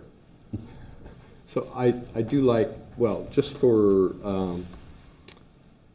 the record, I guess, the attempt to link it to affordability was separate from a statutory discussion. It was merely trying to keep the strategic directives intact. Our mission is to provide affordable power, and so it was just an attempt to do that, that's all. So I like the fact that it's just rates, good move. I do have this question, or I guess a general comment. For the public, for me, still, I'm still learning and still need to be reminded. But I think it's good to have definitions, for people who are not familiar with the jargon. So even something like general rate or system average basis, are we talking about just the demand charge? Or are we talking about, the flow or charge per unit of consumption? I think it would be good to build that into the document. That would make it, I guess, a little more clear. And then when we come up with measures, it would be good to reference those measures. And, not that we are beholden to one that we specific. We recognize that those change, they grow, we learn of new measures. But when we have them, maybe it's an affiliated document, like when we're going to talk about later, we have a code of, not necessarily a policy, but an addendum, which with definitions, that's pretty. I've taken note of that. I think it's something that Kim and I, especially as we go through this, will be able to best discern what needs those definitions and be able to build and refine that as part of the ongoing document. Yeah, so I think that would be helpful. And sorry, I guess I didn't bring it up during the clarity question, but that would be helpful for me. But it wouldn't be part of the, as an addendum, just for people to look, what does this mean? And I think As a that's- glossary, And I yeah. think that's important for us to hear as we report back on the monitoring. Yeah. That we can share the specifics around that, so there's clarity around that as well, right? So when we say system average basis, whether the definition is here, or the definition is, here's how the Northwest Central actually does that. It's total kilowatt hours divided by revenue, or retail kilowatt hours divided by retail revenue as a system basis, not a class basis. So that's how they look at that in that comparison.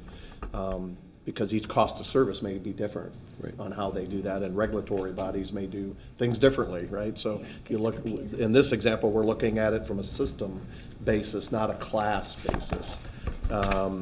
And so that's a broad measure on how we would look at that. Yeah, and I think that's very important when we're, when we talk about, when we brag, actually, about, we've got this goal of being 20% below, that people understand what the gap is, where it comes from, and having those definitions is important. But to that point, I guess, the enhancement that I'm curious about, this west, north, central region, I've asked about this before, why that region? That's a good point, and we talked about that at the workshop.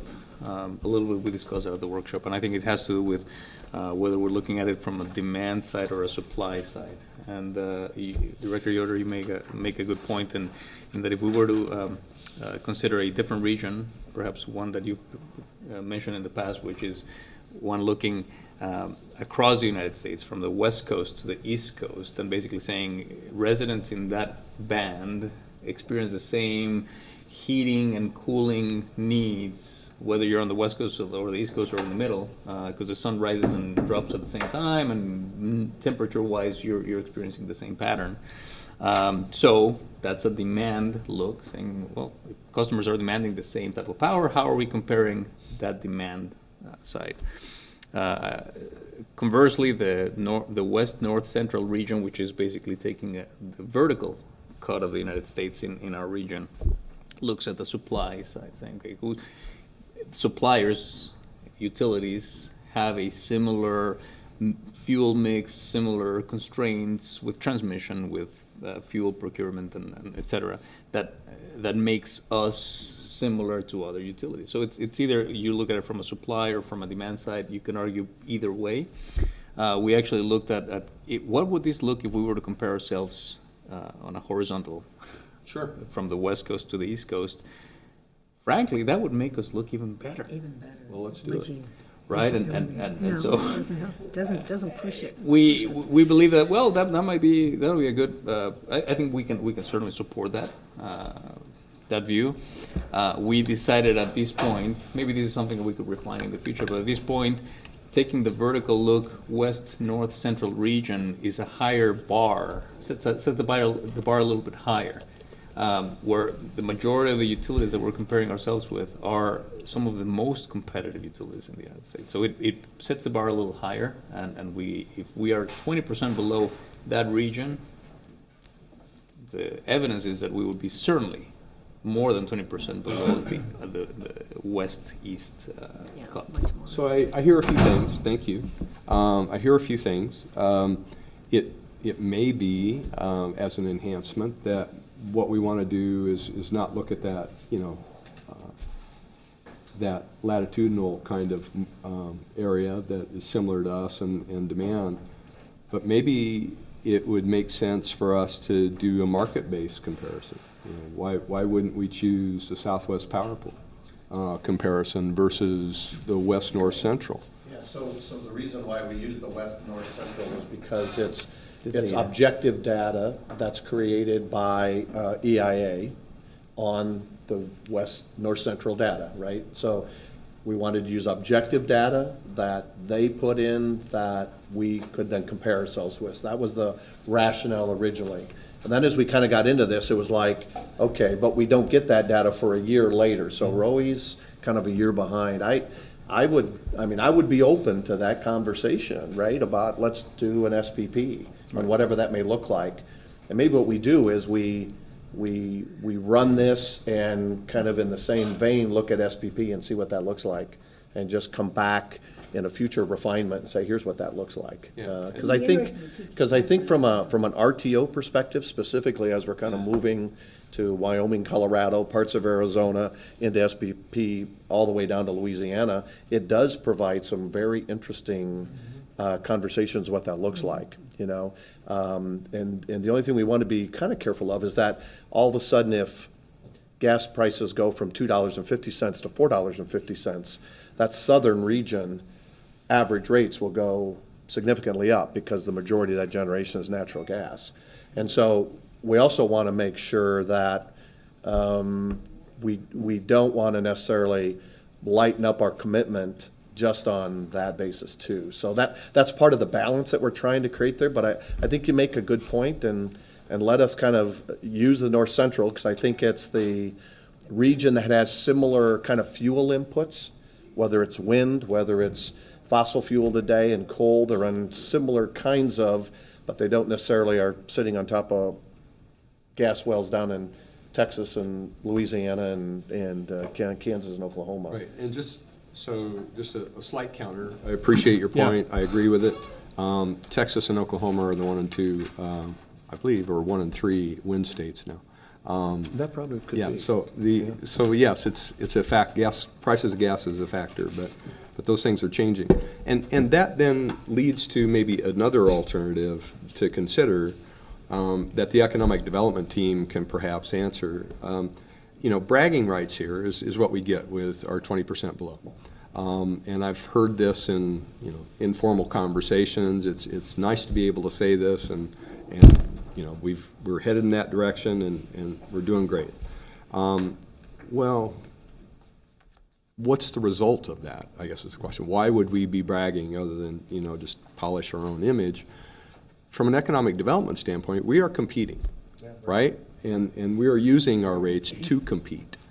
So what would be the region or the collection of municipalities around the country against whom we compete? And can we, that might be another regional, and maybe it's not as an SD, but certainly I think I would be interested in that from an economic development brochure that we throw out.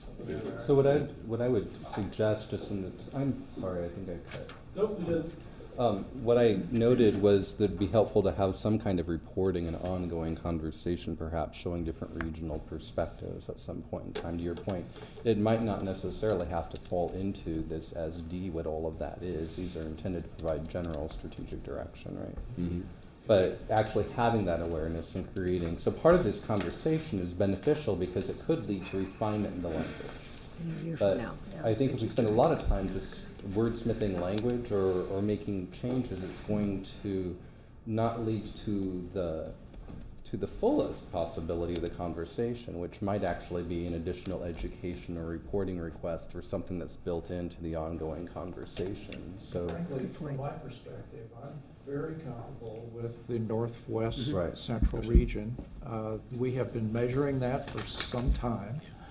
We're familiar with it. It is a competitive environment, I believe, and we can certainly analyze and look at other options, but I think for our purposes, this is good. It's not perfect, but we're not going to make perfect today.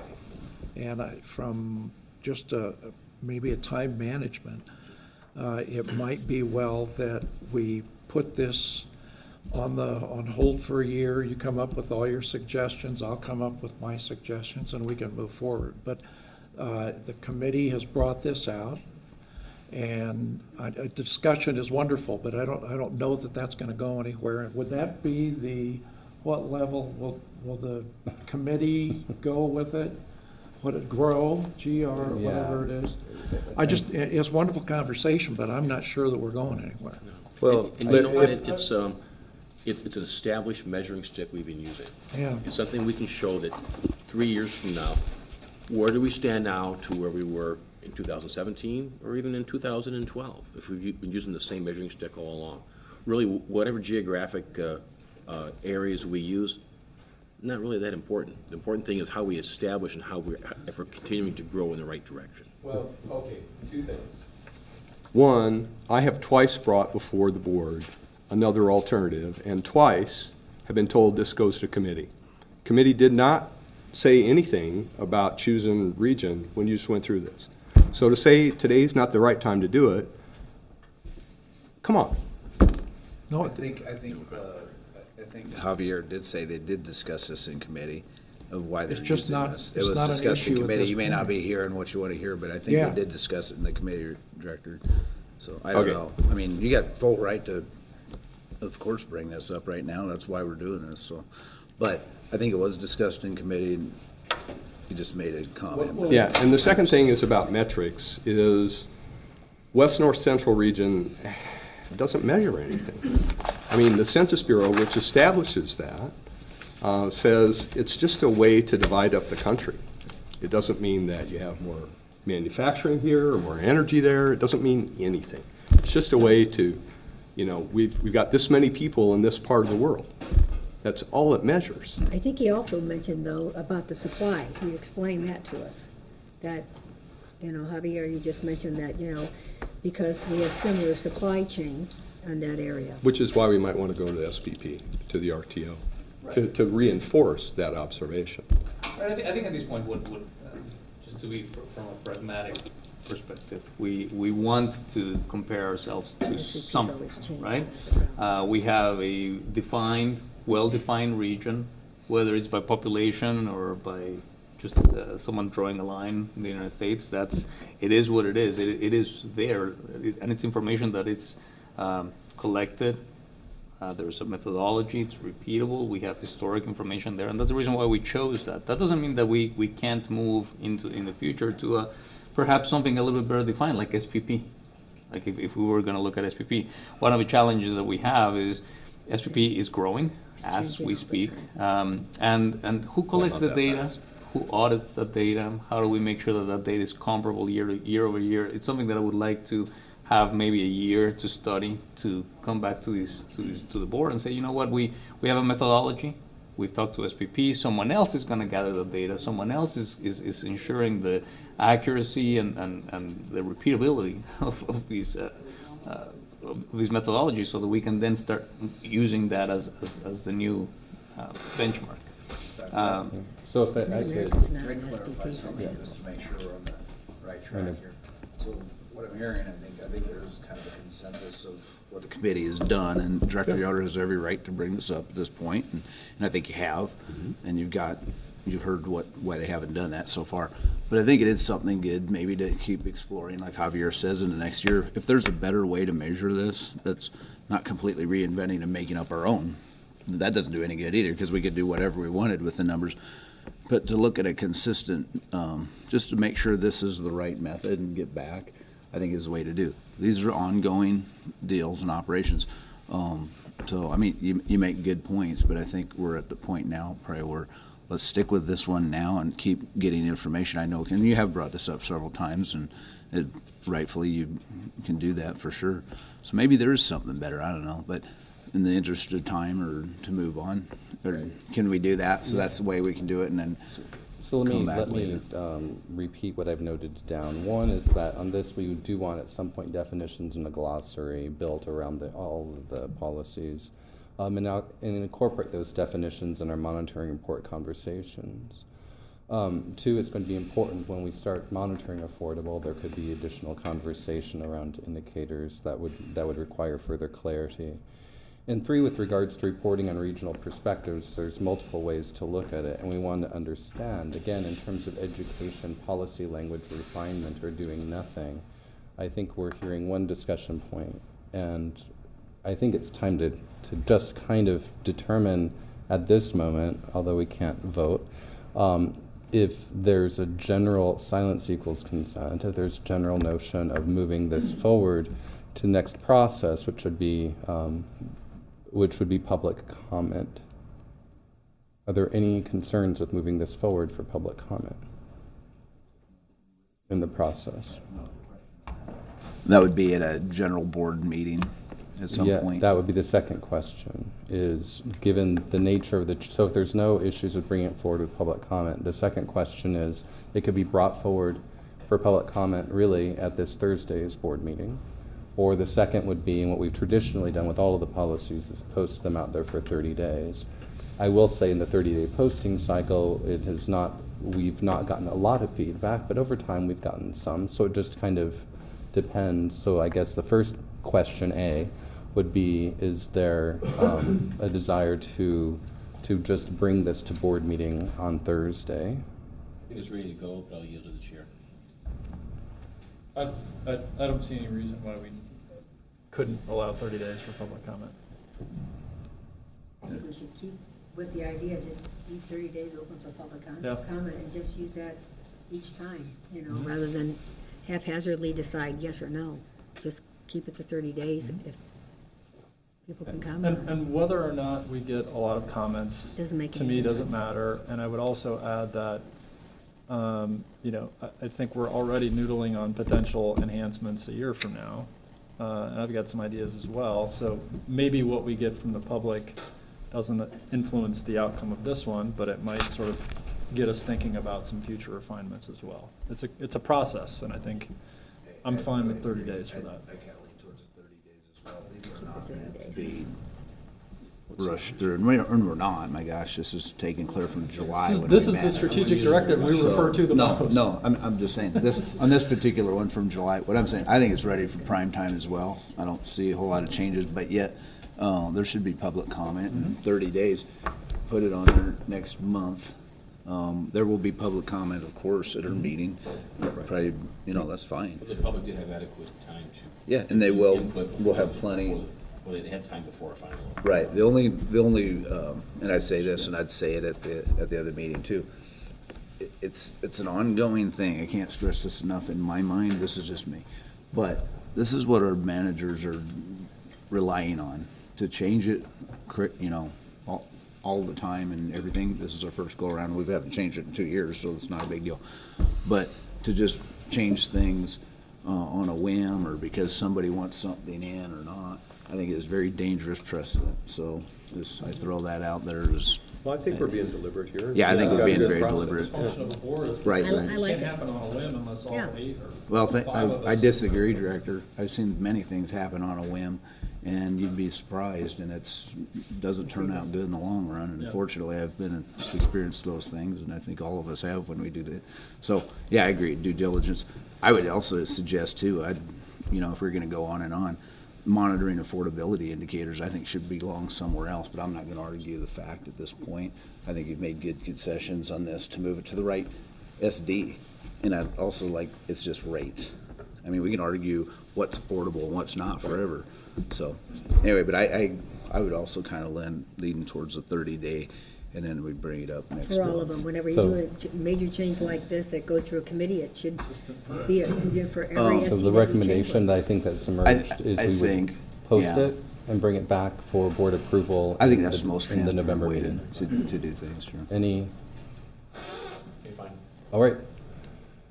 Let us quickly move to SD5. SD5, customer satisfaction conveys the board's expectation that we maintain high customer satisfaction and treat customers respectfully. Customers must also have a way to communicate if they feel they have not been treated fairly. With Resolution 6070, we approved the policy on July 16, 2015. It has not changed since then. We accept monitoring reports of SD5 customer satisfaction on August 11, 2016, and August 17, 2017, finding OPPD to be sufficiently in compliance with this policy as stated. During the July 2017 Board Policy Workshop, we discussed SD5 customer satisfaction and potential refinements. Chairman Gray asked that the Public Information Committee review the workshop discussion and develop a recommendation for the board's consideration. The Public Information Committee met with members of senior management team to discuss the items and suggested enhancements. You see the workshop discussion items and the suggested refinements that were made during that time. Julie Comstock and Lisa Olson, do you guys want to touch on this a little bit? Sure. Thank you. During the workshop discussion items, we talked about that the focus of the customer satisfaction and the importance of including the commercial in that. And so we are proposing that the commercial customers would be included and that we would find a study that would provide a statistically valid sample of our business customers to ensure that we're getting good data and feedback on the customer satisfaction in that realm. And so we are going to add that. And then with that, since it may not be the J.D. Power scores that would be used for the business, we re-looked also at what we set as the target. So on residential, we had a target set of 700, and we had the discussion, should it be higher than that as customer trends and satisfaction ratings are changing. So in conjunction with the business and also in the changing scores for residential, the proposal would be to change the wording from the 700 score to top quartile performance. And we would measure that still within the similar sized utilities within our region. We would use, so the language would be struck for J.D. Power, that would be taken out and would use nationally syndicated studies. We still would use a national study, whether it was commercial or residential study. And then some other comments that were made were, are there other customer trends or indicators, survey data that we have that should be included in this strategic directive to be reported out to the board? And so what we're proposing is that we would just have provides periodic updates on customer trends. That leaves it fairly open for us to provide you what we're seeing is trending differently. Maybe a lot of times our customer satisfaction data and feedback that we're getting from customers may run pretty steady. So we want to make sure that we're bringing things that are of importance to note to the board about our customer trends, whether it's satisfaction, pricing, affordability, and the collections aspects we've been reporting out on annually. So I think those are the big items that we discussed. We're also going to enhance our transactional surveys. We've used those in the past, and we're going to continue to use those going forward. And also, last month we talked about the customer experience. So we'll probably gear those transaction surveys a little bit differently than we have in the past to make sure that the full experience is a good experience and not just that one interaction that we've had with the customer. Those, may I add, with the customer experience, with the personas and so forth, then we'll have a baseline to start with in regards and be able to measure those journeys all the way along and report back to the board on them.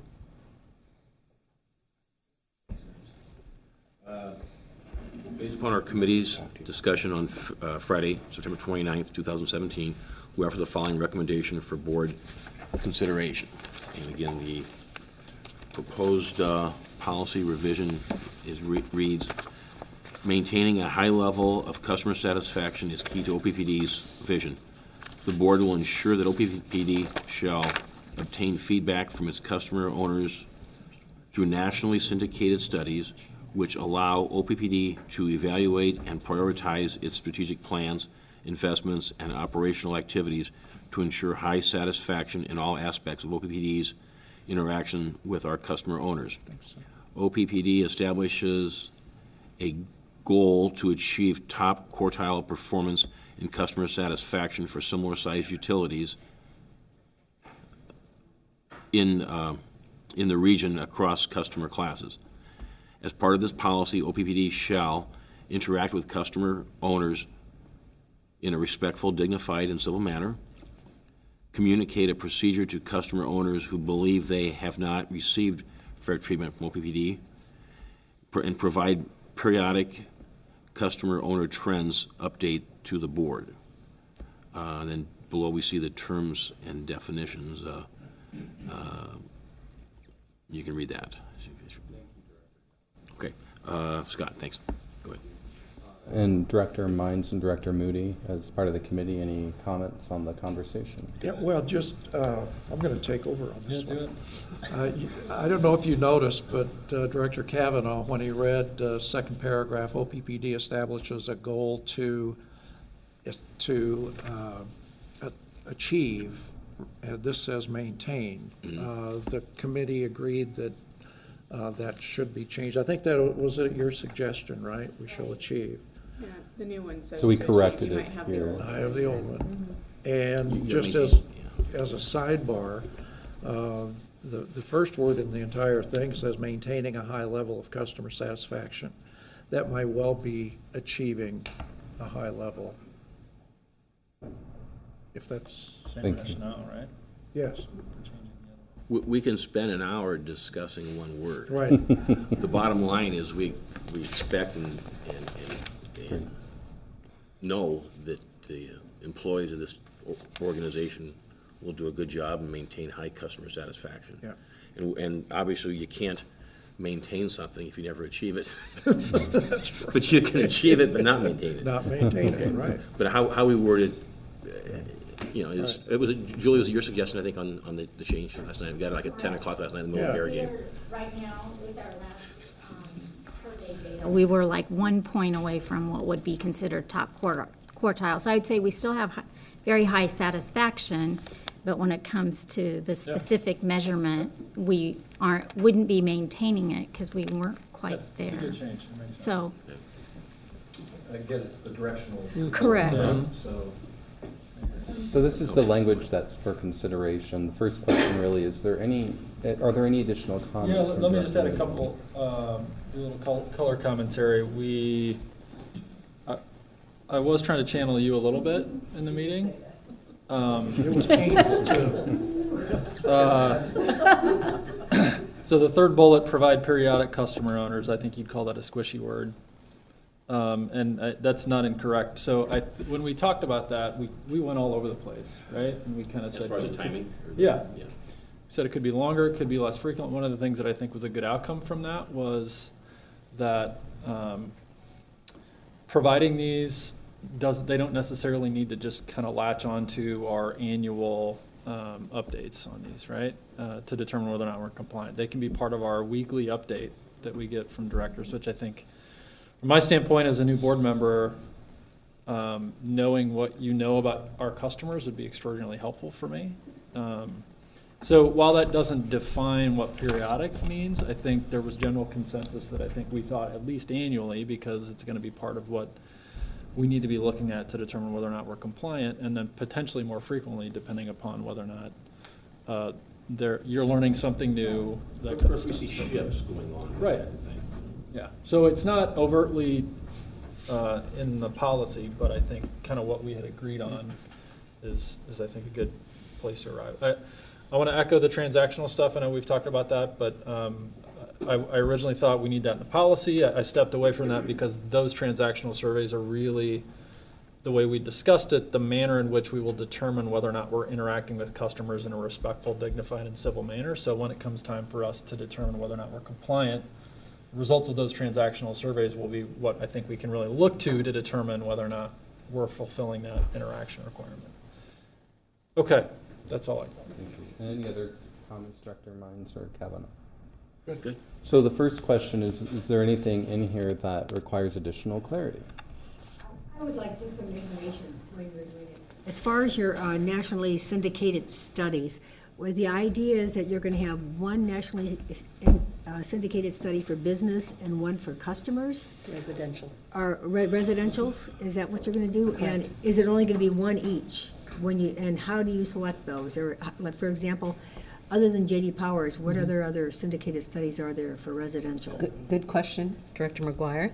And what we found was that Market Strategies International was the people that helped us with the resource generation. They now have a study that, from a commercial standpoint, from the business, that we felt would be very statistically valid for our customers. So we felt like, let's go with J.D. Power for residential, our recommendation from senior management, and then MSI for the business side.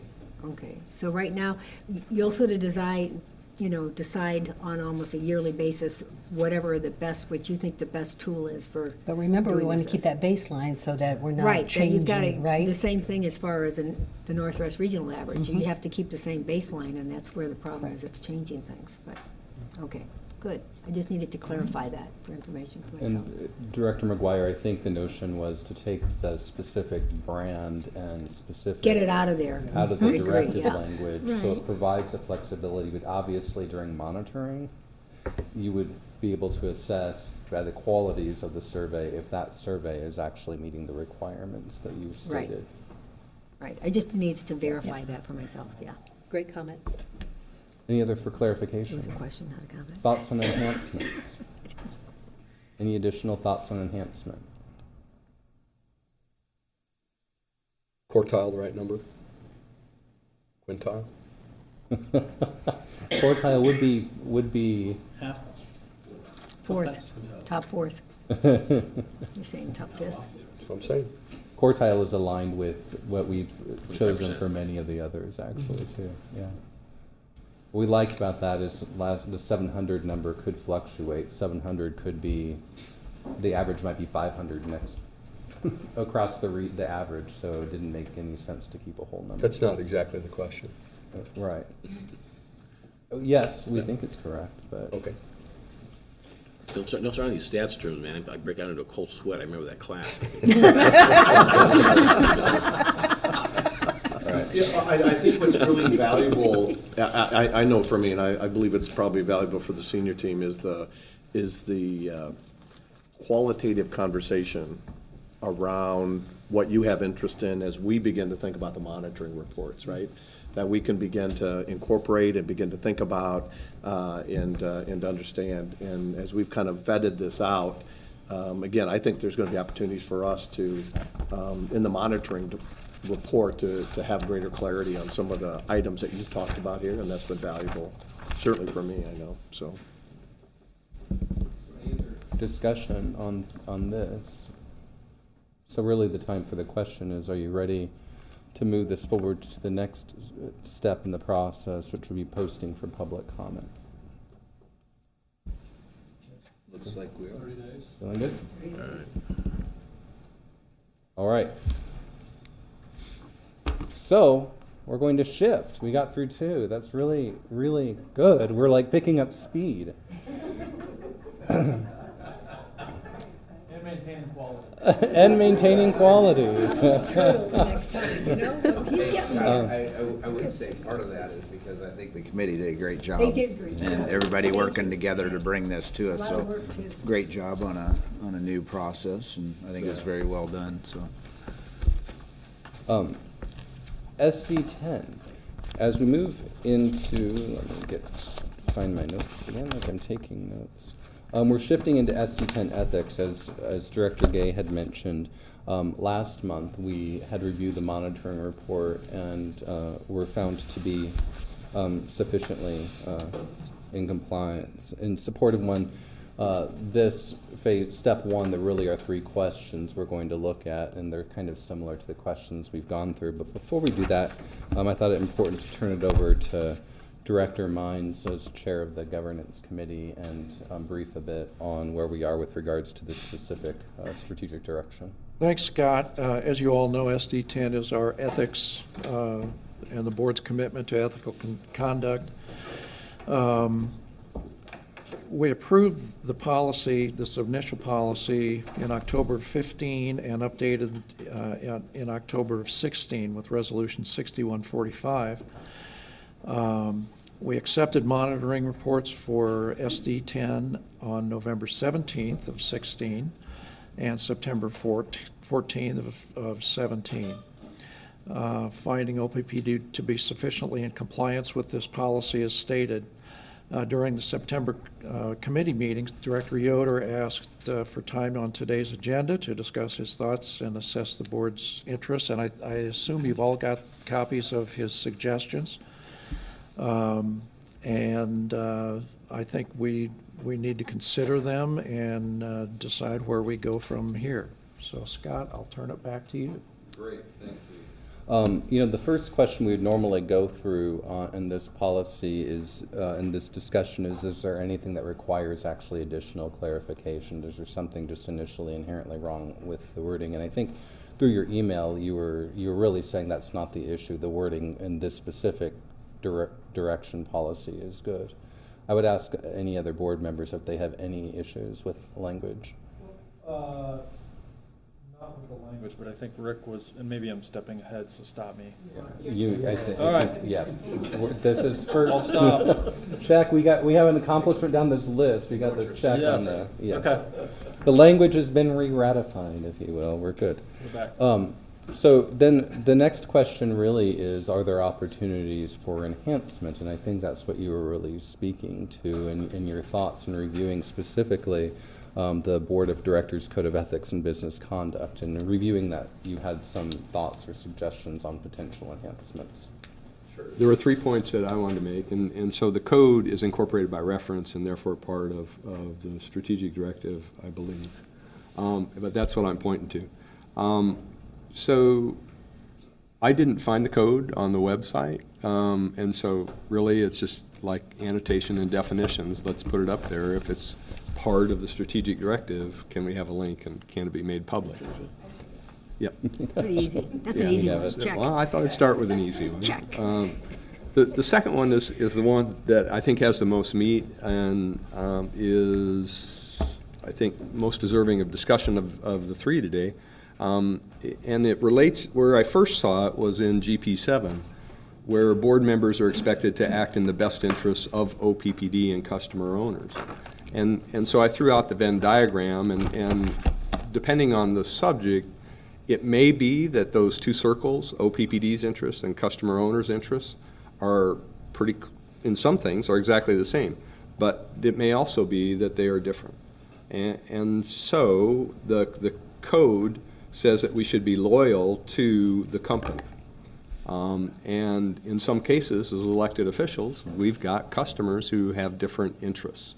And so that's all I'm posing, is that we change the language in the code to say that our loyalty priorities are first with the customer owners and then with the company, or with the customer owners. But that's how I put it there. The suggestion that I make is to replace the word company with the words customer owners. Director Mines had said I should provide specific language. Yeah. Can I interrupt? Sure, sure. I had a long debate with a couple attorneys in my office yesterday as to elected officials' obligation to the company, the city, the county, and to the electorate. Where does your loyalty lie? And they couldn't come up with answers. Now, they're not as smart as our legal counsel, but there are times that if we just listed one, the company, then our obligation has to always be with the company. And that may fly in the face of your obligation to your electorate. And I don't know if there's not legal standing, but more principled standing for an elected official and their obligation to the company and those that elected him or her. So I see you're asking a question of Steve, and if I can add to that question. So my thought, not being a lawyer, was that they're establishing statutes that convey the power of the state to the board, and then that's the creation of the company.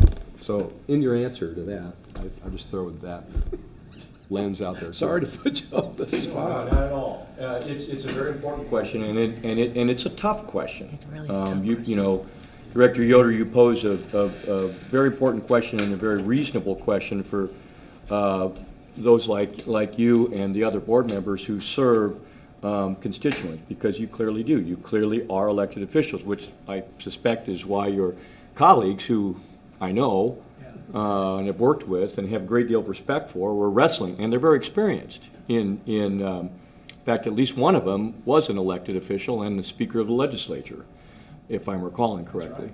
And so it's a tough question. I will say this, I do think that there are differences for different types of governmental entities. political subdivisions. And OPPD, as a public power district, is different than a county board or a legislature or other types of what I sometimes refer to as more traditional governmental bodies. Because OPPD was created and established by the legislature to serve a very specific purpose. And it was established both as a political subdivision, as you know, and a public corporation of the state of Nebraska. And the board of directors was statutorily created to be the governing body for that public corporation and political subdivision. And third, there are a number of statutory provisions in the Enabling Act, what we call enabling, the Enabling Act. You've heard me talk about that before, that make it quite clear that the board has certain legal obligations. I referred earlier to the standard for rate setting, for example. Well, that's pretty darn clear that you've got to set rates that are adequate for what we often refer to as the company, for the district. And in that process, you are listening and applying what you are getting in terms of input from various stakeholders, customers, and others, but you have a very specific statutory obligation. In summary, I would lean toward the notion that there is a duty of loyalty. I'm very comfortable with the terms in the Code of Ethics on loyalty because of the uniqueness of public power districts and their statutory scheme. But it is not a crystal clear question. I will acknowledge that. Steve, what I heard you say was that you're okay with the term loyalty, but I didn't hear to what body it's aligned. Well, no, I'm sorry, to be clear, to the district. Loyalty to the district. If I wasn't clear, I apologize for that. As it's written. As a director, yes. No, as it's currently written. Yes. Yeah. I really do lean toward that language, recognizing and as I've just said in probably more detail than you needed, why I think it is somewhat gray, but I lean in that direction. Yeah, OPPD is definitely a different duck, Yeah. Than other,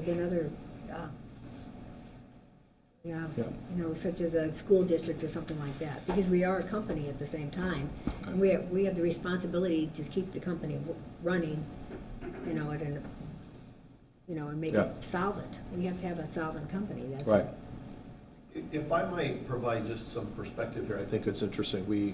I'm going to have Javier, before we go into closed session, talk a little bit about our investors meeting last week. But it was really interesting conversation we had, one with investors and the rating agencies, very clearly. And one of the things that they commended OPPD, and the reason why we are a AA2 credit, is really the willingness of the board to make the tough decisions to raise rates when we need to raise rates. And I'm kind of a Venn diagram kind of guy myself, as I kind of lay out my thinking a lot of the times. But I think this is the one that is very similar to all of the strategic directives being in balance, and that it may not be a Venn diagram. It may be one right on top of each other, or right next to each other. That is that balance all the time on what's the best for the broad organization. With the balance of what's best for the customer owners. And I know that's tough to say and talk about, and it's not definitive and it's not black and white, but that's how we see the strategic directives, is that they all balance in some way, right? There's 9 kinds of things that we try to balance in some way, and not ever is there just one answer to satisfy all 16 or 15 strategic directives. It's that balance of what that looks like. But that was a perspective that we just recently had with the rating agencies and the investors, about you're doing the right thing for the company. And then once you make that decision for the company, for the solvency and the financial stability and sustainability of the company, what's the best thing to do for the customer at that point? And that was just a perspective that they shared, which to me is valuable in this conversation. And so just my thoughts around that. So I'll offer a different model other than this Venn diagram, and let's think of the 2 circles as the egg with the yolk within. The company wouldn't exist if not for the state statutes, which by virtue of who we are, comes from our customer owners, from the citizens of Nebraska. So again, I see, I see them as the driving force, or we wouldn't be here. Yes, we have to operate with fiduciary responsibilities. Yes, we have to make sure the company goes. But if not for the citizens of the state of Nebraska, we wouldn't have public power. So yeah, it's a fun conversation. I bet you had a great time with your. You can't have both. You can't have, to the best interest of the company and customer owners. You can't always have both, because there are times that a director has to make a decision that may not be in the interest of his customers or in the interest of the company. You can't have both. Well, I can see where a board will raise the rates and have a lot of unhappy customers. But just as a parent with a child who isn't happy with your decision, you are making the right decision for the customer owner. Maybe not in the customer's, from the customer's perspective. I mean, I just don't think, and I won't drag this out, I don't think, Yeah, I don't think you can have both, but, Can I ask my question now? yeah. So I guess my question is, this is the code of ethics policy that sits outside of the strategic directive. I don't understand, help me understand when we determine as necessary when we will update.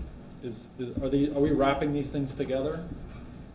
Yes, because Right. what happened here was Director Yoder teed up the notion of a desire and a need to update the code because of this. So we are wrapping them. Okay, all right. So the SD10 is fine as it stands. The question that was being asked Right. Okay. is there an opportunity to update the code? Or to refine it? Or Or enhance to it? integrate. Yes. Steve, is that reasonable to integrate our code of ethics with our SD? Well, I'm sure haven't we done that by It is in there already. referencing it? It's It is. referenced. Yeah. Probably is already, but yeah. It's already in there. Yeah. So just in terms of a process perspective, really the question here is, does the conversation that emerges at the table lead us to wanting to take an action? And if it is, I mean, it may be a refinement of policy, or in this case, code. It might be there's an opportunity for additional education. This may be an interesting topic to explore better, to have more information around shared the spirit, the history, whatever that could be. Or it could be really no action at all, and it's for you to discern that through the course of conversation today. It really is about, are we moving it from this conversation into a next, or are we resolving around it today? And so there's this opportunity for discussion around potential enhancements. And Yeah, so the third point then does perhaps go to the possibility for training. The third point was that I am familiar with 3 different engineering societies' codes of ethics. Now, this comes from training that Are you going to the Third next? point, yes, I Yeah, am. can we tie up the first one? Yeah, I would say Okay. the second one, or the second one. The Second first one. one was, we're going to be linking That's easy. the code, that's done on the website. The second one is where we are with regards Yeah, to. so I guess the question on the table is whether or not, under loyalty, we would add with the best interest of the company and its customer owners to that bullet, right? Mhm. Is that in essence the question, or replacing it? You had suggested we replace company with customer owners.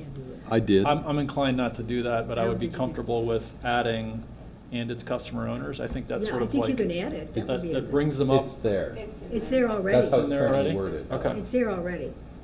Where is it? It lists both the Okay. customer owners and the company. It already So listed. where am I finding that code again? The code is in the resource center. I haven't, Board policies. underneath board policies, couldn't find it. That's Yeah, why. I got it. Got it open. That's where.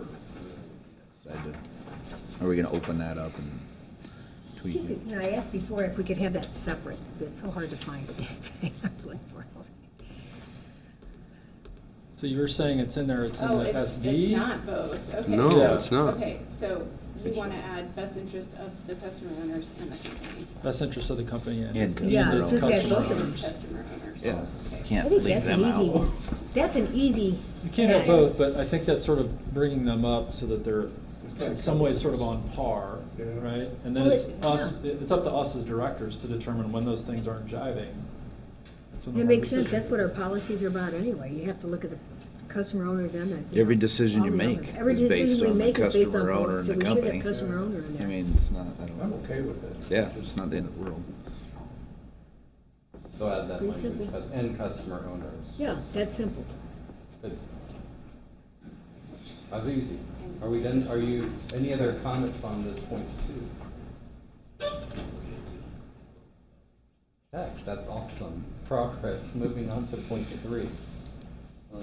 Point three, so. Thank you very much. The opportunity I see is another refinement to the code or another addition to the code. And that goes to some background I have on working with the Corps of Engineers, doing some training with them. I find that there are not just engineers working at the Corps, but there's a lot of different professions there. And I asked them for their codes of ethics for each of their professions. Mostly just the engineers have it. So hurrah for engineers. Let's take a moment to say hurrah for engineers. But within, there are three different professional societies that I will cite here. American Society of Civil Engineers, National Society of Professional Engineers, and the what is it, ASME? American Society of Mechanical Engineers, there we go. They each have a sustainability element within them. And the reason I thought that that might be of interest is due to a presentation that Tim did, Tim Nissen, where he talked about right-of-way, and he had a nice graphic that was that laid out the different attributes that they were considering.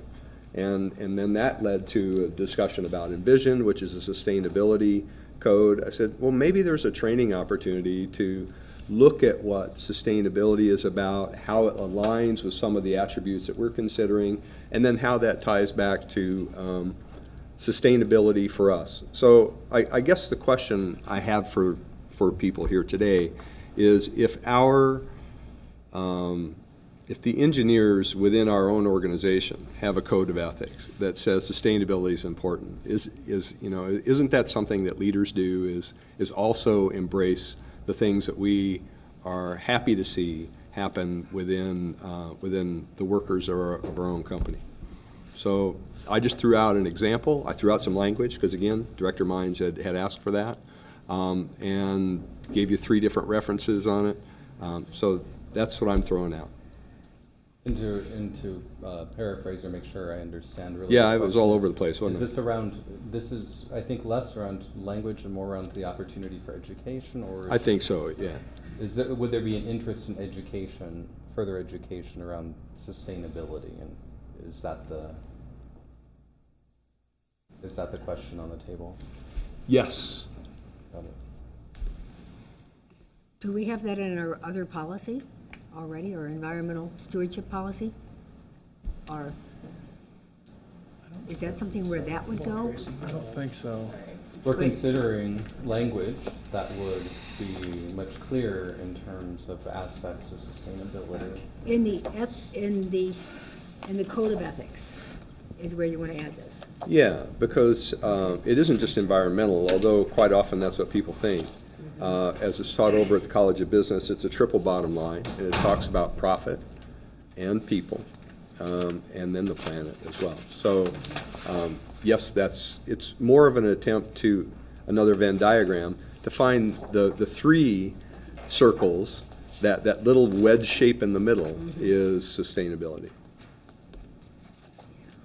And again, the question is, I think, is there an interest in education around this as a topic at this stage, rather than changing the code? Yeah, I think that's a really reasonable approach. Like, I'd really love to see the actual 4 ethics policies you referred to and understand. I mean, Envision is something I've heard about multiple times, so I tend to think that a reasonable step for us would be, some training, some education on really what this is, what it means, what its impact is, to better understand how it informs some people like Tim Nissen and his work. Seems like a prudent approach. So this may or may not I mean, I think this is kind of one of those interesting policies. It's really, It's not a policy, though. well, right, it is a strategic directive, right? So corporately, we have a code of ethics for employees in the organizations, and this is the code of ethics that we're kind of talking about relative to the board, right? So It is today. This right, is for us. right. So again, I think the question, is there an interest? And Director Moody, you were suggesting that you would, you'd want to better understand, review policies, what's the impact and that kind of thing, just in the spirit of going around and facilitating any additional comments? Not for me. Director Mines? Any interest in education on this? Oh, sure, but I don't know that does it necessarily belong in our ethics in SD 10? Does it belong in a different SD? And I think that the notion of actually just looking at the education could lead to the right discernment in terms of should something be incorporated, and if so, where might that be? Sure. But the notion of a first step would be exploring it just from an educational perspective. I'm in favor of exploring and talking about that. But again, I'm just not sure SD 10's the right place. Right, for sure. We'll note that. Director Fine, Kavanaugh? I'm good. Director Gay? Yeah, I'm not so sure it belongs here. I think it's in another SD somewhere. Where would that be? And, exploring it, I guess, but I think don't we have an SD It's less on about the language, sustainability? more about, hey, here are policies, and what does triple bottom line mean and sustainability around what's intended, I think, from a board role and that kind of thing versus the specific verbiage in a directive. Okay. I believe is what I just heard you say, Director. Correct. So, Yeah, the reason it shows up here is that's where it comes from to me, from other codes of ethics. yeah. And so it seems like a good starting point to open things. I think it's going into a different territory of, it's hard to define, ethics in general, kind of are, there's rules, you don't do this and that, but, so, if we're in the sustainability, we have that, we talk about that all the time at every single meeting I'm ever at, it's brought up. The one thing I'm a little worried about is, your vision of this is a lot different than mine, or Director Moody's, or mine's, or anybody that comes on this board. I don't think we should have a blanket statement that says I've got to, I think those are things you make these decisions along the way. You can't just blanket statement that. And these are elected positions, you run on a philosophy of here's what it is. So, and I don't know if those are probably out there in campaigns and all that. But once you get to the governing stage of what we're doing here, I just think it's so vague. How do you put the stamp on anything? That's what I'm saying. I think we do that on little things along the way, but to throw it into a document and try to say that's it, that's not the standard ethics on this sustainability thing, because it's so broad. So I have a problem with that. Now, I'd like to learn about it more in the right category. I just don't believe it belongs in this part of the ethics. I think this is clear of how you conduct yourself. Don't cross the lines and some of those things. This is a much bigger picture. It's hard to define. So I think it should be somewhere else. I think the intention is to almost separate it for a moment from SD10 Board Code of Ethics and tee it up more generally the way you're talking about it. And then through that, one would make a discernment. Do you have an interest or not in terms of incorporating it to any of the policies? As a courtesy, I do. Personally, as a courtesy to you, I do. Not in this format. I think you should find another way, or we should find another SD that this belongs, and then have that training or have that discussion wherever it would be. Let's learn about it, and we'll make it. I mean, Yeah. when we arrive at that But I'd decision like to point, still once we move it know. away from this, because I think once you start handcuffing people, that it's your ethical I think that's thing. what I heard Scott say. Is that move it away from this, have the educational component. Yes. And then if there's another opportunity to include it in I don't know what that is. this or other SDs, there'll be that opportunity to do So- that once you have a better framework. Yeah, don't let it die. Have Scott and Kim keep an eye. Where does it go? Where's I the want fit? to resend what you sent out also, it was a month ago, Yeah, those right. codes. So I'll resend those out to the board in PDF format, because some of you couldn't open the links. So, Also the notion, just in terms of the broader process, is that at some point this could move from here into some kind of committee. To your point, I think it would be valuable and important to have multiple perspectives brought to bear in terms of how we're looking at it and how we're educated around it. So the SD10 would invite it to be part of it would slide over into governance, and then you would potentially add one more person to that discussion.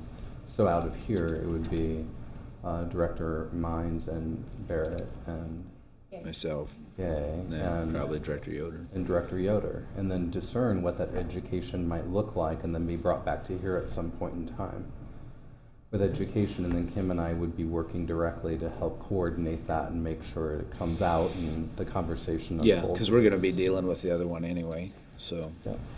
Does that? And you just decide where it goes. Another operational question. Yes. And you got something. We've got SD7 coming at some point for refinement, and I can't help but think that maybe having this educational discussion, because SD7, if it's not 10, 7 is another Yeah. potential alternative. Well, I wouldn't want to refine 7 and then come back and do, so. And I think that's a great point, and I think the way SD7 is unfolding, and Javier referred to earlier SD9 and some potential changes. So I think there could be some kind of a grouping around that, or at least with SD7, but we'd take a look and see if there's a broader topic to be brought to bear. I think one of the things that Kim and I are starting to talk about really in 2018 in terms of coming back with a recommendation around how to group some of these conversations together so that they're kind of themed a little bit through 2018. That was always Kim's intention, I know, and I think we're at the space where that could really work out quite well. So the outcome of that would be moving an education request into governance to figure out how to best frame and educate around sustainability. Kim and I would lead in terms of coordination and pulling the group together for that. Any other thoughts? Sure, I'll offer. Oh, go ahead. I'm happy about process. This was about trying out a new process on this, and I think Scott, Kim, thank you very much for making this happen. I think it's good. We're moving forward. Yeah. And I think it's a good idea. You know, Director Moody reached out to Scott and Kim and asked their Director Yoder. Director Yoder, rather, reached out and asked their suggestions on how to best facilitate this process. So I think it's good. Yeah, I just wanted to thank you for thinking about refinements to these. Sure, you bet. Yeah. Thank you for the thank you. I want to thank you for being you. I've got a warm spot in my heart. Director Gay, any closing comments? Director Gay, any closing comments on this? No, topic? thank you. And next, we're done. I move the board goes into closed session at this time of 11:47 a.m. to discuss executive and corporate succession planning related to the planned retirement of Vice President John Hanson and cybersecurity for OPPD systems. With respect to executive and corporate succession planning related to the planned retirement of Vice President John Hanson, a closed session is necessary because the discussion will involve confidential personal information and job performance information that must remain confidential to prevent needless injury to the reputation of the individuals. A closed session is necessary to obtain a confidential briefing on threats to the district system and protective measures and strategies to protect against such threats. This information pertains to the protection of the security of public property and may include vulnerability assessments and specific unique response plans which are intended to prevent or mitigate criminal acts, the public disclosure of which would create a substantial likelihood of endangering public safety or property. The cybersecurity discussion also will address computer or communication network schemes and public utility infrastructure specifications, the public disclosure of which would create a substantial likelihood of endangering public safety or property. I need a motion. Oh, I did. I need a second. Second. Kavanaugh? Yes. Gay? McGuire? Yes. Mines? Yes. Moody? Yes. Yoder? Yes. Motion carried. All right, motion to go into executive session passes, second, closed session, related to discussion. Regarding executive and corporate succession planning related to the planned retirement of Vice President John Hanson and cybersecurity for the OPPD system. No votes or board action will be taken during this closed session.